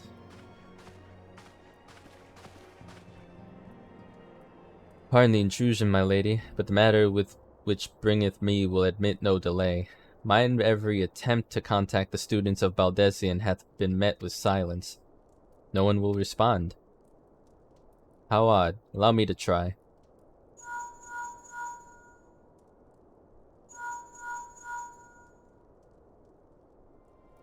No response. Surely they would not ignore us. They have never yet, my lady. I fear we must assume the worst. No, I will not believe it. An outpost, perhaps, but not their headquarters. Their wards are beyond circumvention. Had they come under attack, they would most certainly have raised the alarm. None could penetrate their sanctum unnoticed. But for those who lack the gift and the knowledge both, oh no. Contact their agents in the field at once. If aught has befallen the students of Baldesian, they may know of it. Though the thought of it pains me, until such time as we have evidence to the contrary, we can but assume the worst. Accordingly, we must needs seek another source of information on Elidibus. 'Tis possible that others in the homeland are possessed of such knowledge. Be fairly warned, however, they are unlike to yield it unconditionally. Then do what you must.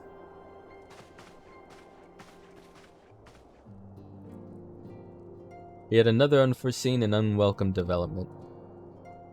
What could be next, I wonder? A visit from a crimson-clad Ascian, perhaps? Or Archer? Or Poos? What?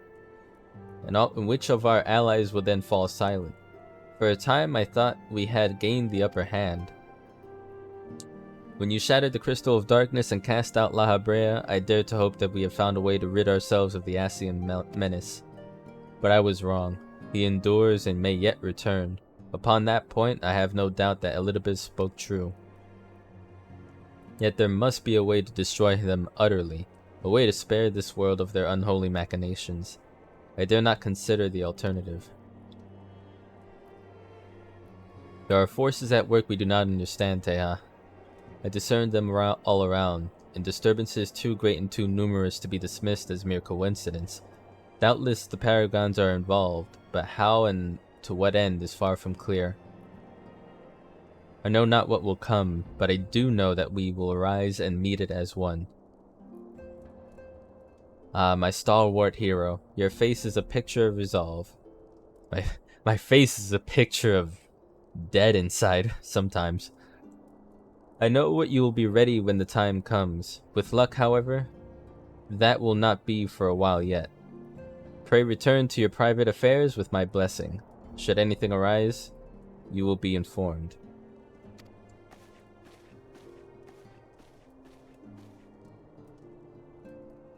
I now talk to this plant. Krill, where are you? Krill is in the bald quarters.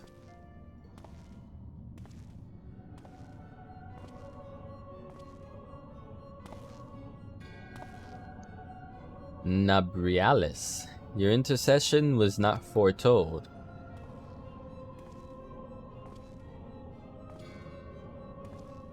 You object? We question. Our plans are in motion, your intentions unclear. Yet you survived the 7th Ardor and are stronger now in the gift. Does that not intrigue you?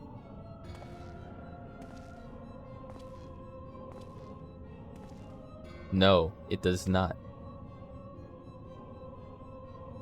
Serve as you will, so too shall I. We labor not at cross purposes. The wisdom of his plans shall become apparent in time, when the veil is lifted from their eyes, and at long last they see. Who's he? And who was the her?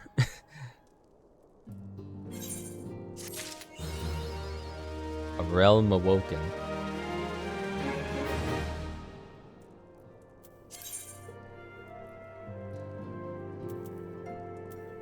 Oh, cool.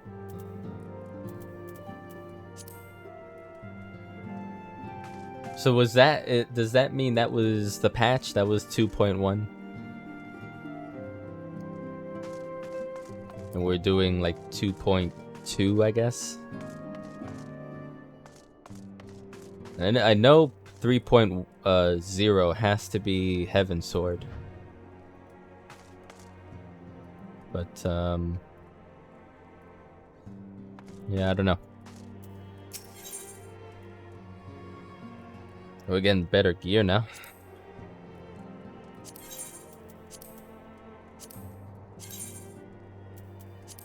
Okay. Alright, let me check these before I...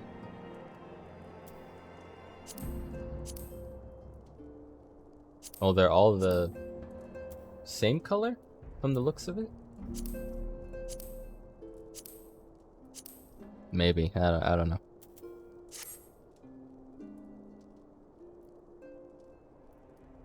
Truly, there's no rest for the weary. Scarce had I begun to make myself at home when I received a request for assistance from Amagina and Sons Mineral Concern. It would appear their storehouse in Horizon has been the target of a series of covert robberies. Minor as they seemed in isolation, occasional discrepancies in the manifests were long dismissed as clerical errors. It was only during the concern's annual audit that a pattern became apparent. Significant quantities of crystals and only crystals were missing. I need hardly tell you what that may imply. Someone wants to make some aetheryte? Brass Blades, charged with investigating the thefts, believe that someone within the concern is selling the crystals for profit. Alas, they have as yet been unable to identify a likely suspect, and the concern's proprietors have grown frustrated by the lack of progress. Needless to say, I would not have agreed to intervene had the stolen goods been of merely monetary value. If there is even a possibility that the thief acts but not out of self-interest, but in service to a primal, we can ill afford to wait for the Blades to realize their mistake. Pray depart for Horizon at your earliest convenience. Rendezvous with Y'shtola when you arrive. She and Thancred have already begun a preliminary investigation. I have every confidence that the three of you will get to the bottom of these thefts. I only hope our fears prove unfounded when you do.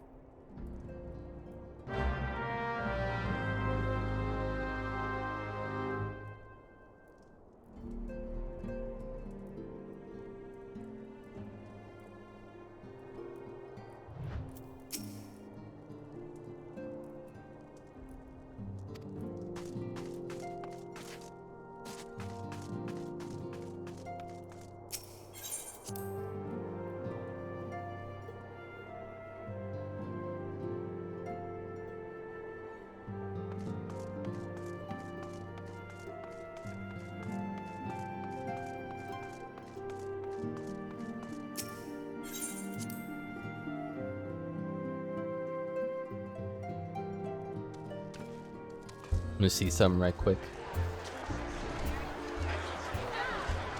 You, sir, are mysterious.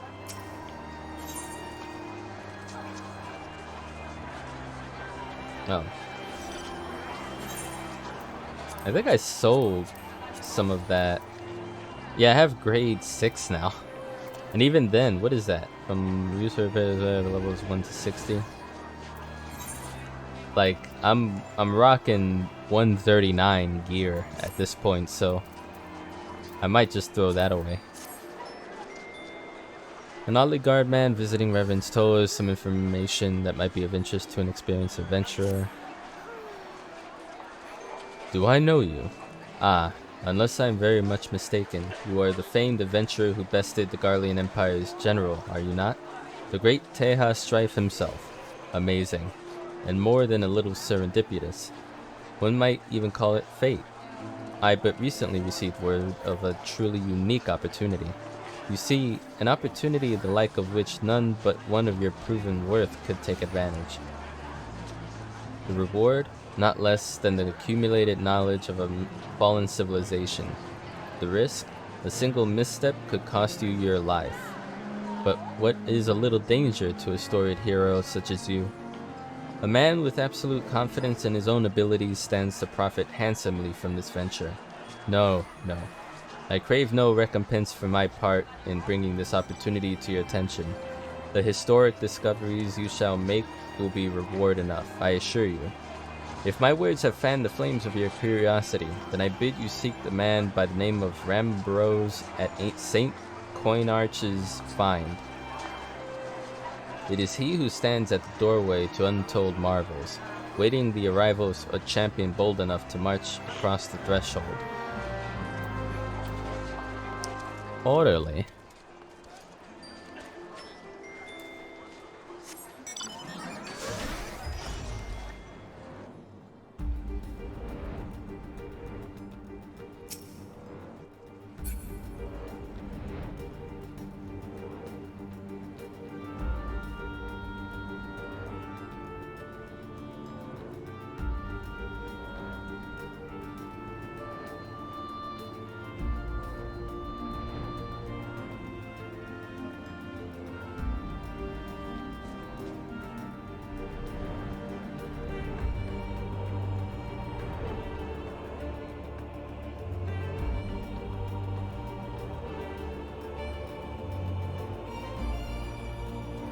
Isn't this where we killed the weapon? Ultimate weapon?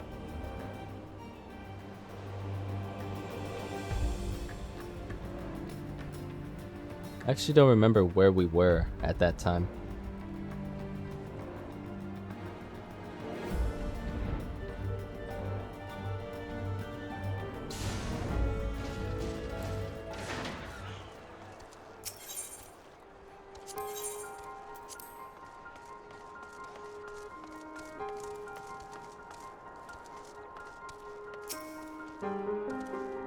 Alright, what are you about? Why, if it isn't Teja Strife himself. I was not expecting such a celebrated guest. To what do I owe the honor of this visit? You were directed here, you say? By a man clad in foreign garb? Well, the opportunity he spoke of must surely refer to our latest anthropogeographical endeavor. Quite how he came to know of it is another matter. All knowledge of this project was supposed to be restricted to my organization. But that is something for me to ponder in private. You are here now, and your services will, I'm certain, prove invaluable. I must warn you, however, that the venture we have in mind is no simple excavation. An unprepared or incautious adventurer could very well find himself on an unplanned and unpleasant journey to Thal's solemn halls. I never thought you could say that. Your courage is scarcely a secret. Now the first. Teja, I thought it was you. Oh, what are you doing here, Sid? What brings you to St. Coin Arches? Don't tell me. The Alliance has sent you on another realm-shaking, history-making mission to lay low on an apparently insuperable foe, yes? No? I see you two are already acquainted. That is well, Master Garland. Our intrepid hero here caught wind of the forthcoming expedition, has kindly pledged to assist us. He has he? Glad to have you aboard, Teja. You don't have the faintest idea what you volunteered for, do you? Very well. Let us begin at the beginning. The sons of St. Coinarch are tasked with unearthing the secrets of the long-fallen Alagan Empire, and this present endeavor aims to delve more deeply into the civilization's mysteries than ever before. But I know that look. In the event that you feel ill-equipped to contribute much to the subject of Alagan archaeology, I invite you to recall your encounter with the ultimate weapon. That mechanical monstrosity represented a feat of engineering far beyond the aught Garlemald can presently achieve. Nero Tol Scava simply awoke it. I mention this by way of a reminder that you have had one might term extensive first-hand experience with a notable Alagan relic. In short, you're practically an archaeologist. Now the core of the matter, here in Mordona, there stands an entire Alagan structure which we have yet to investigate. I speak, of course, of the Crystal Tower. After witnessing the destructive capabilities of the Ultima weapon and the lesser moon, Dalamud, before it, it seems wise to treat any remnants from that era with the utmost caution. They must be analyzed, monitored, and above all, kept from falling into the wrong hands. To put it plain, we have no wish to see another megalomaniacal legatus wield one of those weapons. It was this thought which first moved me to contact the Sons and propose that the tower be explored.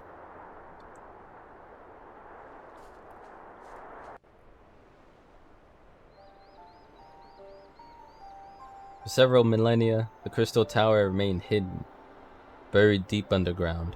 But like so many other things that were better left undisturbed, the structure was freed from its stony prison by the great upheaval which accompanied the coming of the Seventh Umbral Era. It now stands revealed in all its splendor, a gleaming spear of crystal pointed at the bosom of the heavens.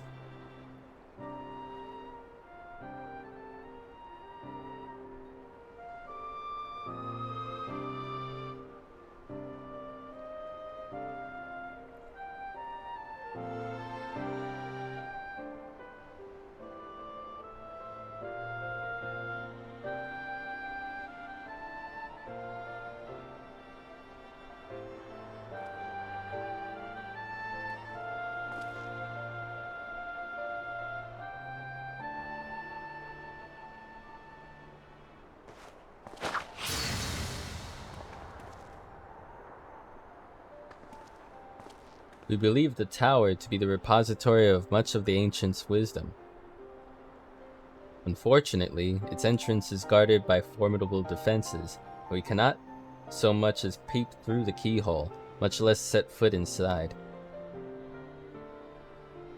These defenses take the form of statues, carved into the likeness of giant swordsmen. The 8 sentinels, as the sons are wont to call them, is the first barrier we must overcome.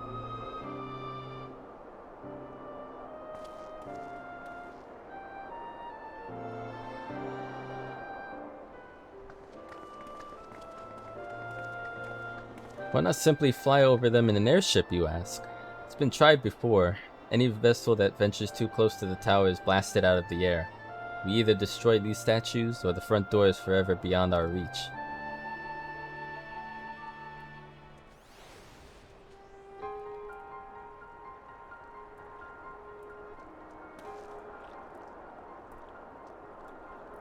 My colleagues and I are ill-suited to negotiating such deadly hazards. Thus, if we are going to gain access to the tower's secrets, we must needs employ the services of an experienced adventurer. It will be difficult and dangerous, Teha, but I can think of no finer man for the task. If I didn't know better, I'd say you had a taste for these deadly escapades. I look forward to working with you again. There's much and more to be done before we can begin the expedition proper.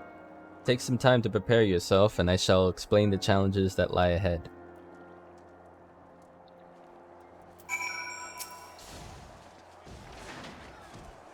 Our first objective is to reach the entrance to the Crystal Tower. As I previously mentioned, however, that will prove no easy task.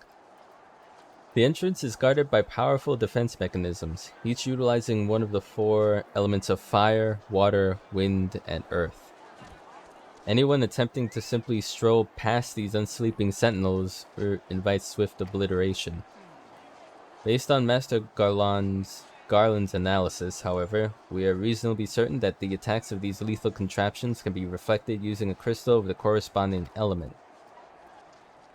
Naturally, these crystals must be of surpassing clarity, free of the slightest impurities, much like the flawless specimens used by the beastmen in their primal summoning rituals.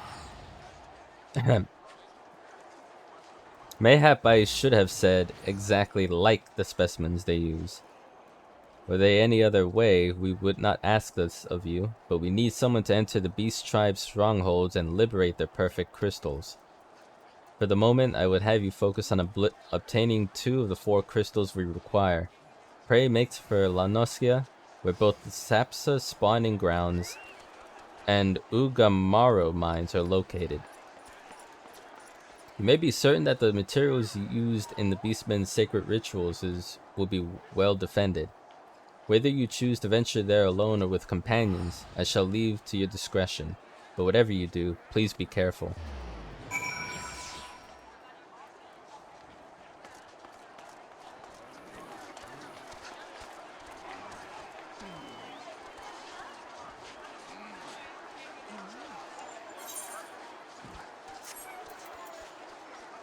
Wait, so survey the...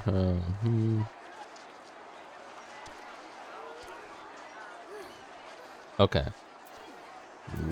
Where in La Noscia?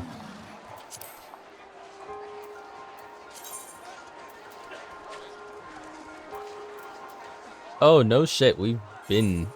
Oh, I've been doing this and being in that labyrinth of a cave system for quite a bit. It's what I do in order to progress the kobold's reputation.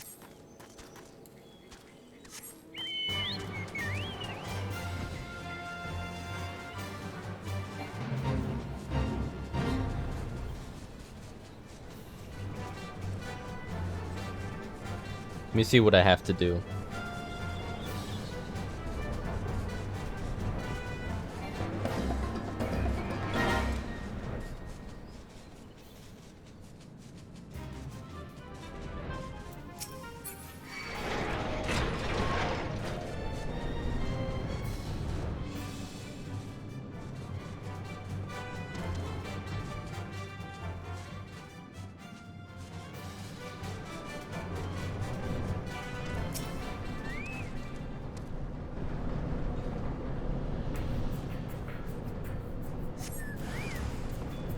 Oh.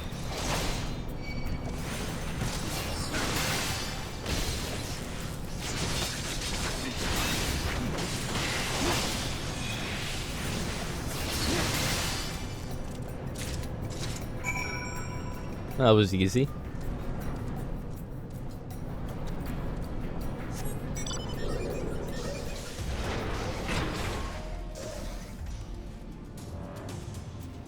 Where next?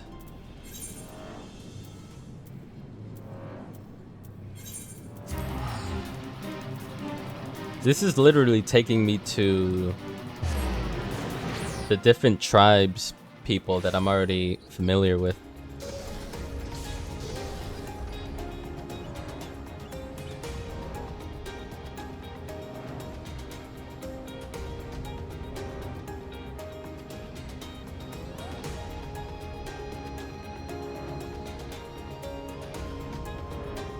This theme plays on a quite a few of the mounts I have. I wonder where it's from.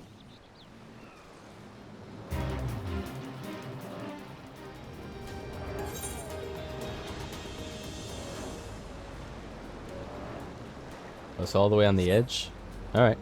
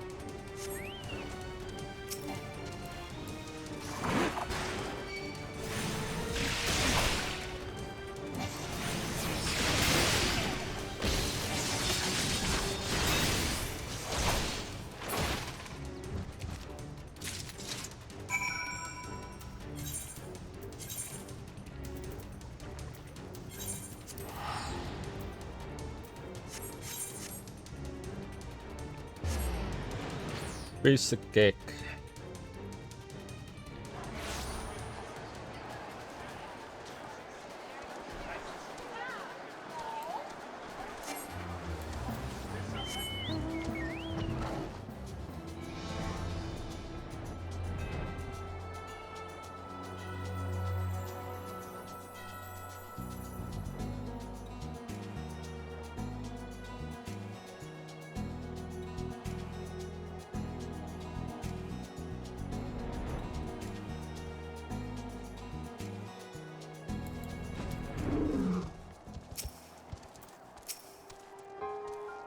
How progress your efforts in infiltrating the Beastman's strongholds?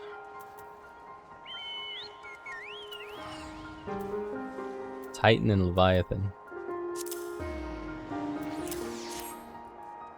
So these are the famed flawless crystals of the beast tribes.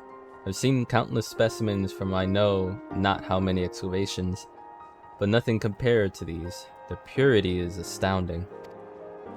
You've done well, Teha. With these in our possession, we lack only the crystals of fire and wind. The former lies in Saharak, the war camp of the Amalja in Thanalan, the latter in Natalan, the root of the Ixal in the hills of Coerthus. You can expect them to be as closely guarded as the first two, if not more so. Still, I look forward to receiving word on your resounding success. That might be like the one reputation I haven't even started.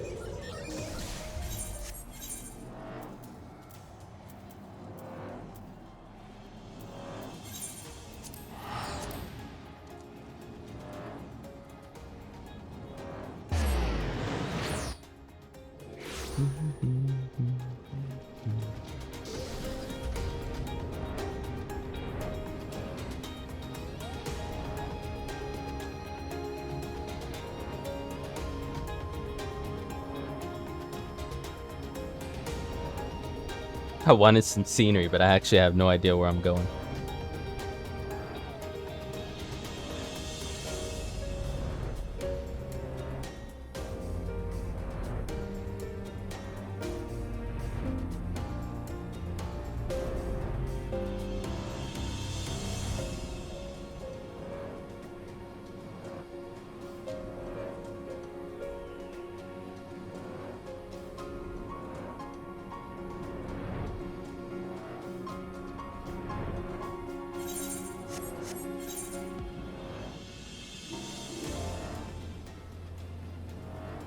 Oh, further south.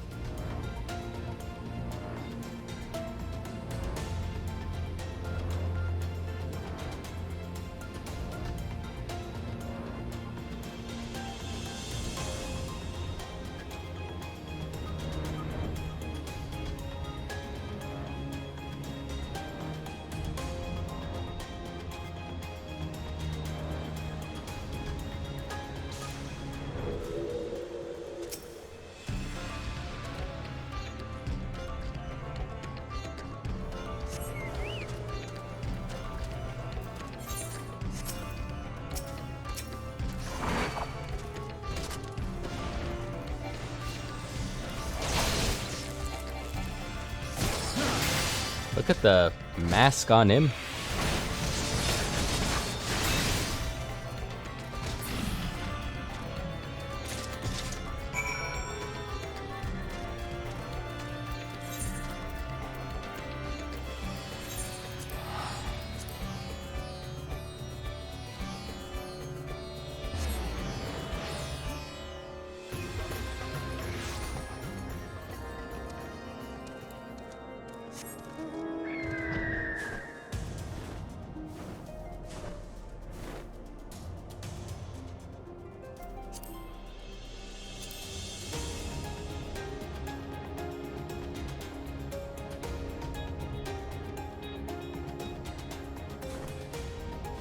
I have to kill you guys.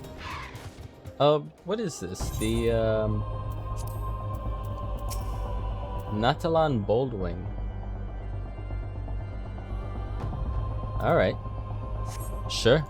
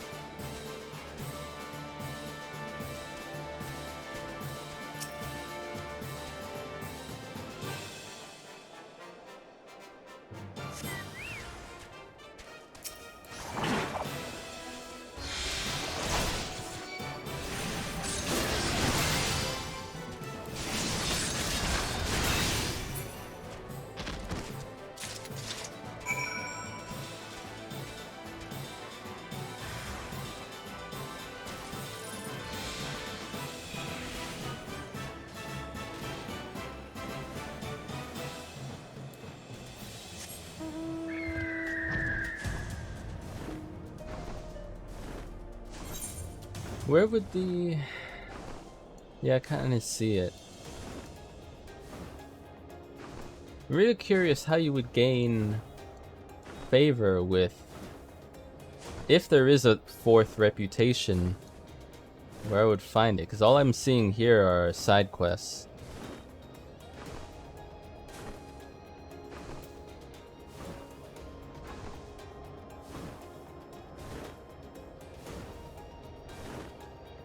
Actually, you know what? That's, I shouldn't equate that to anything, because getting the Amalja reputation started by talking to the Immortal Flames back in Ul'dah, so... I guess maybe somewhere in one of the city-states I can start that.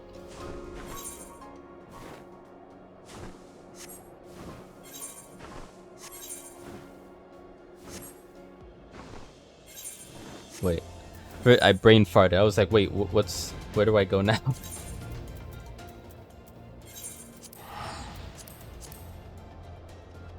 Alright.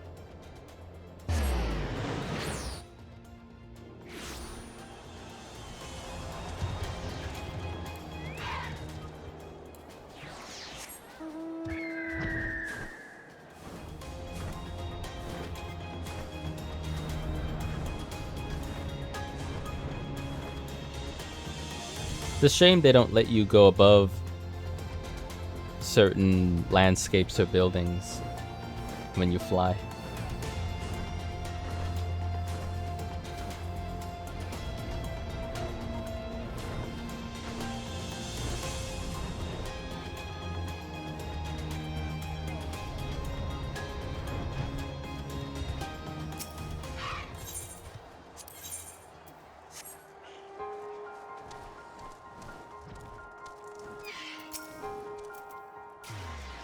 Yeah, it's good to see you. Tell me, were you able to obtain the remaining crystals from the beastmen?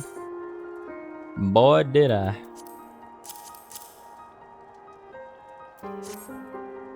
Wonderful. With all 4 crystals in hand, we are now ready to proceed with the next stage of our preparations.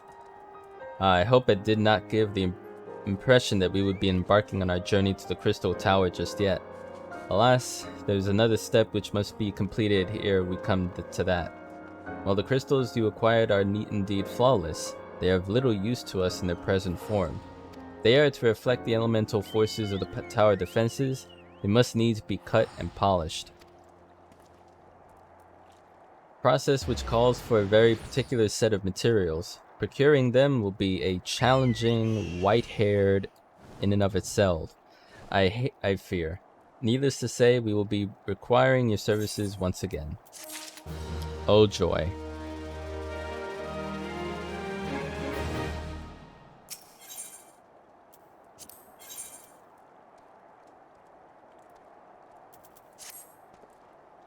The flawless crystals you procured for us are to retain their elemental purity during the shaping process. A very specific set of abrasive substances will be required. When I say substances, one might just as well call them one substance, namely aether sand, which has 4 elementally aspected varieties. Alas, aether sand is neither common nor cheap.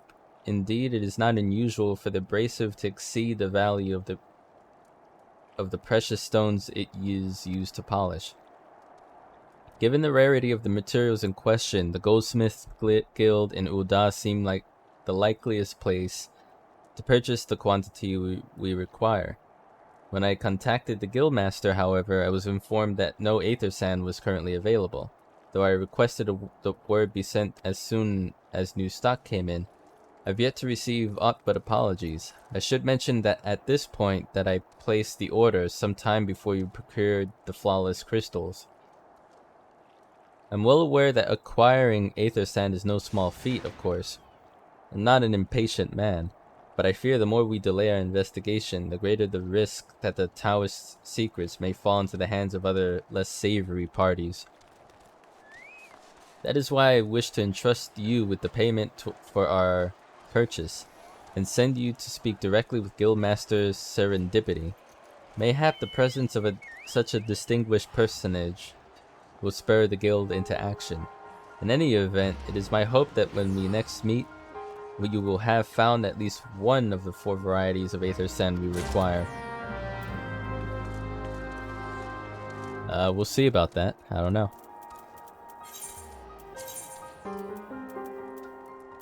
Oh. I'll just go home then.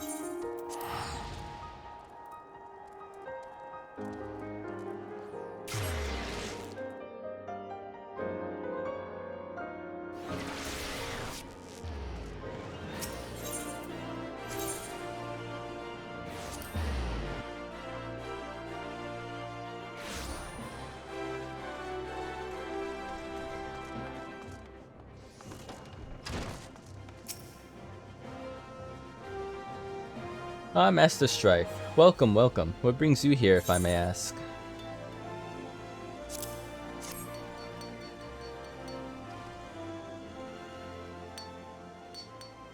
You're here on behalf of the Sons of St. Coinarch?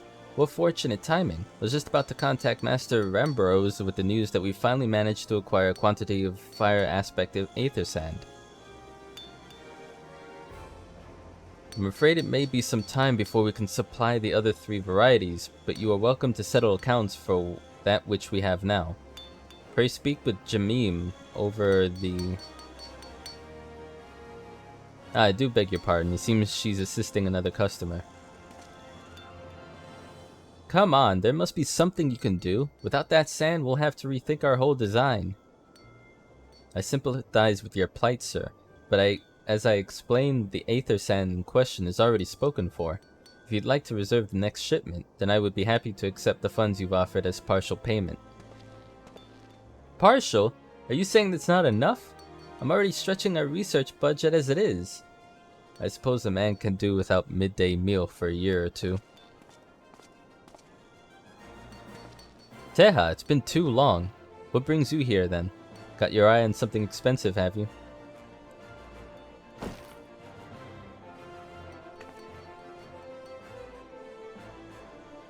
Well now, that is quite a money pouch. The sound of so many gil clinking together is strangely satisfying, is it not? Calming and yet invigorating at the same time. Oh no, you're here for the blooming aether sand, aren't you? Well, I can't deny the Alagan civilization's a subject worth researching. The chief said he was looking into something big. We never thought to ask him what. Wedge and I have been too busy tinkering with a new airship design to think of much else. See. Well, I say tinkering. Wrestling would be more like it.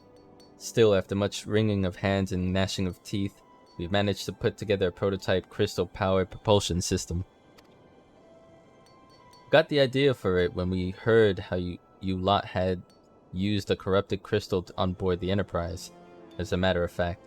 Anyway, to cut a long story short, our design calls for all 4 varieties of aether sand. And that's why I can't just relinquish my claim on this batch here, even for you, lad. How are we meant to usher in a brave new age of technological innovation if not by technologically innovating, eh? Ahem. While I hesitate to interrupt such an impassioned speech, duty compels me to point out that this gentleman is a representative of the organization that reserved the aether sand in question. To mention nothing of the fact that his purse is considerably larger than yours. Oh, it's like that, is it?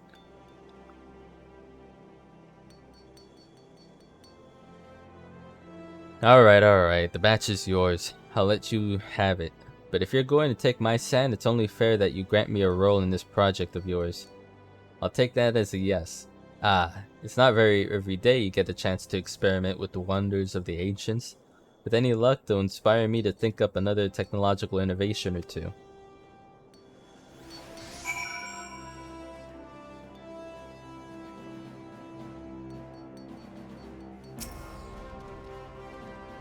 Now then, from what you've told me, I'm guessing you'll be needing the other 3 varieties of elementally aspected aether sand as well, right? Then rather than sitting on your rump waiting for a shipment that may never come, I reckon your time would be better spent looking for the stuff yourself. And it just so happens that I know of a good place to start. There is said to be a peddler in northern Thanalan who very occasionally handles the earth-aspected variety of aether sand. Wedge is in the process of confirming the rumor as we speak. I know what you're thinking. When did my timid little friend decide he didn't need me to hold his hand anymore? The answer being, just the other day. Seems he's been inspired by a certain adventurer's heroic example. I thought he was joking when he volunteered to go to Thanalan without me. I just hope he manages to stay out of trouble. Head out to Blue Fog, and you should find him poking about with his new bodyguard. Oh, did I not mention her? Wedge thought it might be wise to hire an adventurer to accompany him, just in case your heroic example turned out to be less inspiring than he first thought. Heh. Yeah, okay.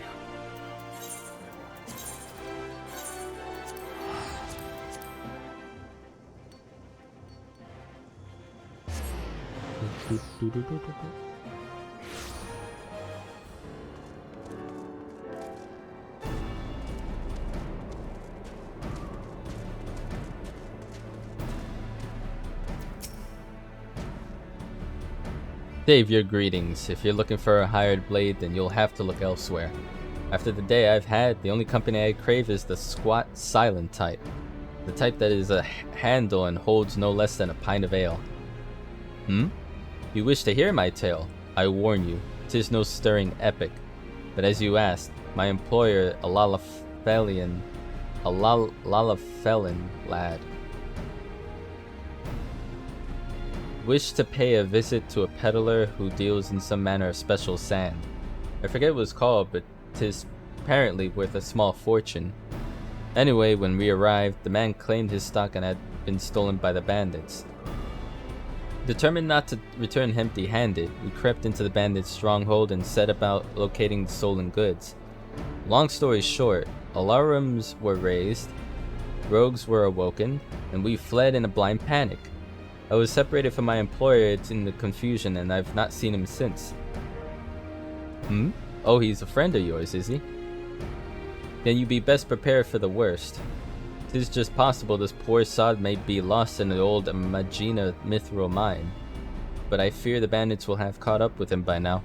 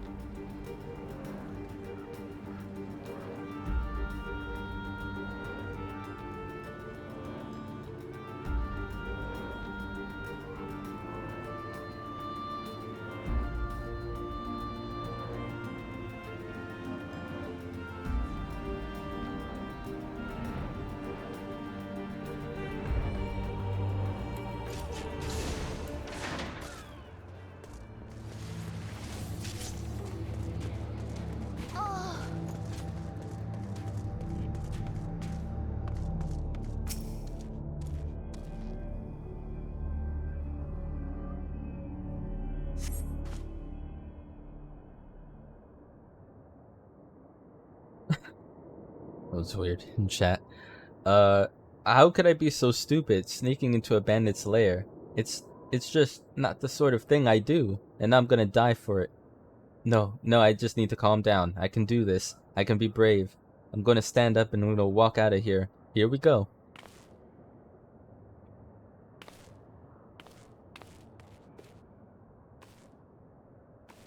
Yeah, I'm sorry. Please don't kill me. I promise I'll leave and never come back.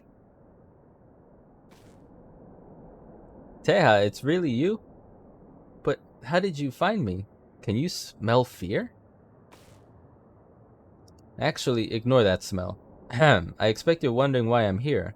Well, I was just in the process of retrieving some stolen aether sand which Biggs and I need for our research.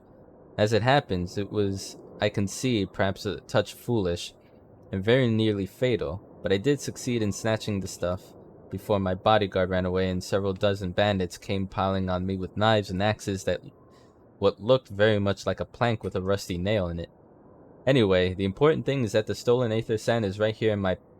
Oh dear. It must have fallen out when I was taking evasive maneuvers. Seems I won't be leaving this infernal place for a while yet. You'll find the aether sand in my stead? Oh, thank the gods. You're a true friend, Teha. I hope the search doesn't prove too troublesome. The bandits don't seem to care much for visitors.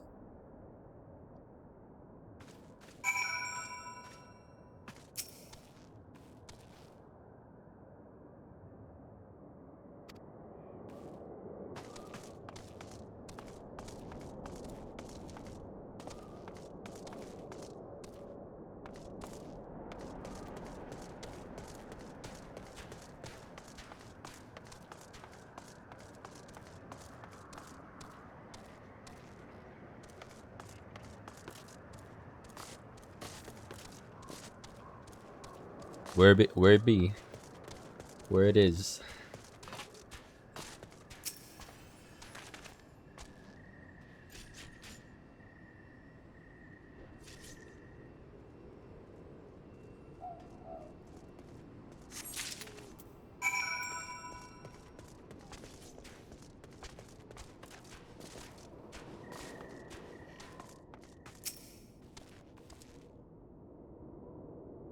Teha, have you had any luck locating the aether sand?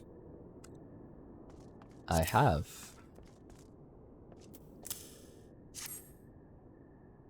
Yes, that's it. I must return to the workshop at once and tell Biggs the wonderful news. What's that? You're also on a mission to collect aether sand? And you're working with the chief? A treasure trove of Alaugan knowledge, you say? I see. You should really be the one to have this. Biggs and I are far from exhausting all possible avenues of airship innovation, but it sounds as if your problem can't be solved by any other means. This expedition of yours sounds jolly interesting. I must say I'm half inclined to join you. In fact, I think I will. Any venture worth the chief's time must be worth a look. Right, I'm more than ready to leave this awful place behind, and you should return to Mordona with the Aether Sand before there are any more, little mishaps. Be sure to keep a close eye on your pockets, Teja. I always do.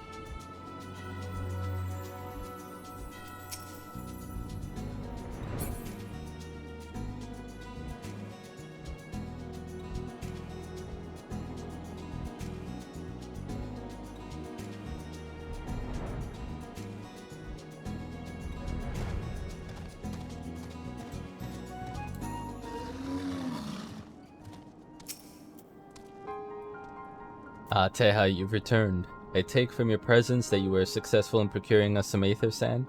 Tell me, which variety did you find? All of them.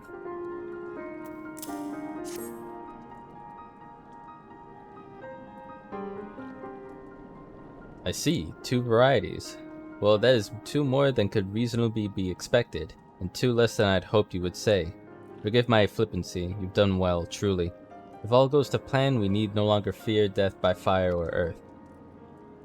Master Garlon, if you would be so kind as to prepare the relevant crystals. I shall set to work immediately. Truth be told, I've been looking forward to this. One does not encounter materials like these every day. Speaking of which, how in the 7 hells did you find them? Mistake me not, old friend. I know only too well how capable you are, but Aether Sand isn't something you simply find gathering dust in the back of a merchant's rare gem cabinet.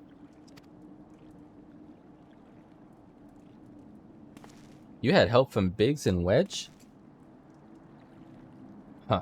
Trust them to design a revolutionary new engine the moment I turn my back. How's a genius meant to rest on his laurels when his employees are so damnably inventive, eh? And now they're determined to join us, are they? Typical. I jest, of course. It would be good to have them around. Still, as a matter of professional pride, let's endeavor to procure the 2 remaining varieties of Aether Sand before they arrive, shall we? Tell me, Rambros, have we any information on where the water and wind aspected types might be hiding? Not as of yet, but I've made certain arrangements. We shall soon see if my efforts have borne fruit. Forgive me for observing, but you seem less than enthusiastic about that prospect. If there's a complication, I'd rather we discuss it now than risk jeopardizing the expedition. Mayhap an explanation is in order, but first, let us savor the preliminary victory that Teja has won for our cause, if only for a moment.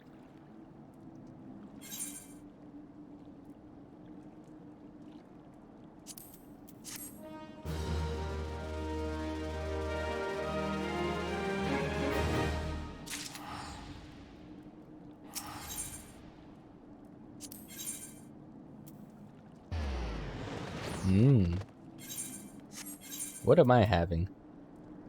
30%. Oh, well, 30%, 2400 max. 24%, yeah, okay. Still got better.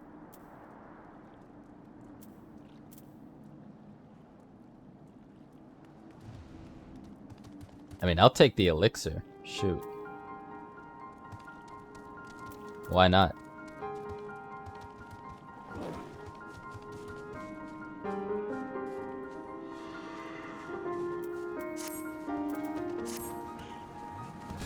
Yes, I must speak of the arrangements I made to acquire the 2 remaining varieties of Aether Sand. Some days ago I asked a Charlayan acquaintance of mine to travel to Gridania and there gather the necessary materials. Since that time, however, I have heard nary a whisper from him. To be frank, this lack of communication is not entirely uncharacteristic, but I cannot discount the possibility that something ill has befallen the man.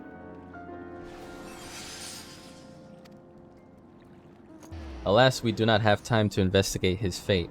As I've mentioned before, the more we delay our expedition, the more likely it is that the Crystal Tower's secrets will fall in the wrong hands. Therefore, I would entrust you with the same mission I assigned to my friend. Travel to the Black Shroud and seek out Parsemontret, the master of the markets in Gridania. If anyone knows where Aether Sand might be bought, it is he.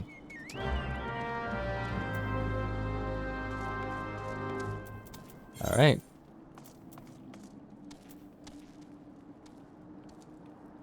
Well, it's very interesting, I guess, as far as the lore is concerned, like what this all means for this questline. I'm probably gonna stop it here, and we'll continue next stream, whenever that is. Sooner rather than later, hopefully, but we'll see when exactly this weekend. That said, it's interesting. I like it. I like that we pushed out the so-called hard and ended up being easy trial for King Mogul the 12th. May his violence ever be bloody. And yeah.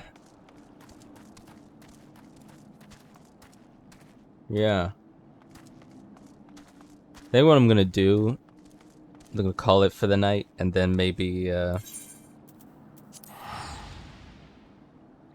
do some rep grinds, and maybe figure out like where the hell I can start the 4th one, if that's even possible. We'll see.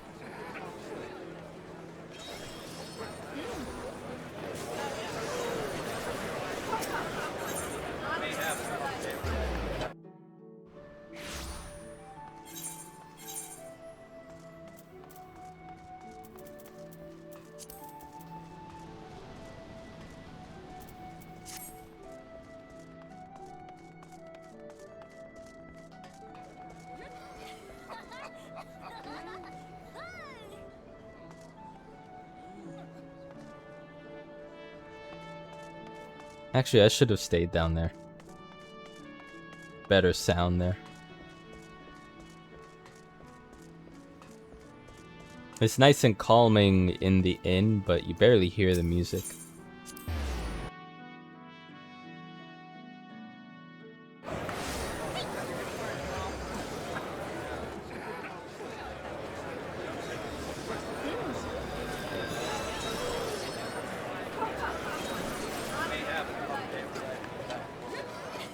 Alright, dudes. Have a good rest of your night. If I don't see you tomorrow, have a lovely Friday and a lovely weekend ahead. And we will continue this next time. Peace.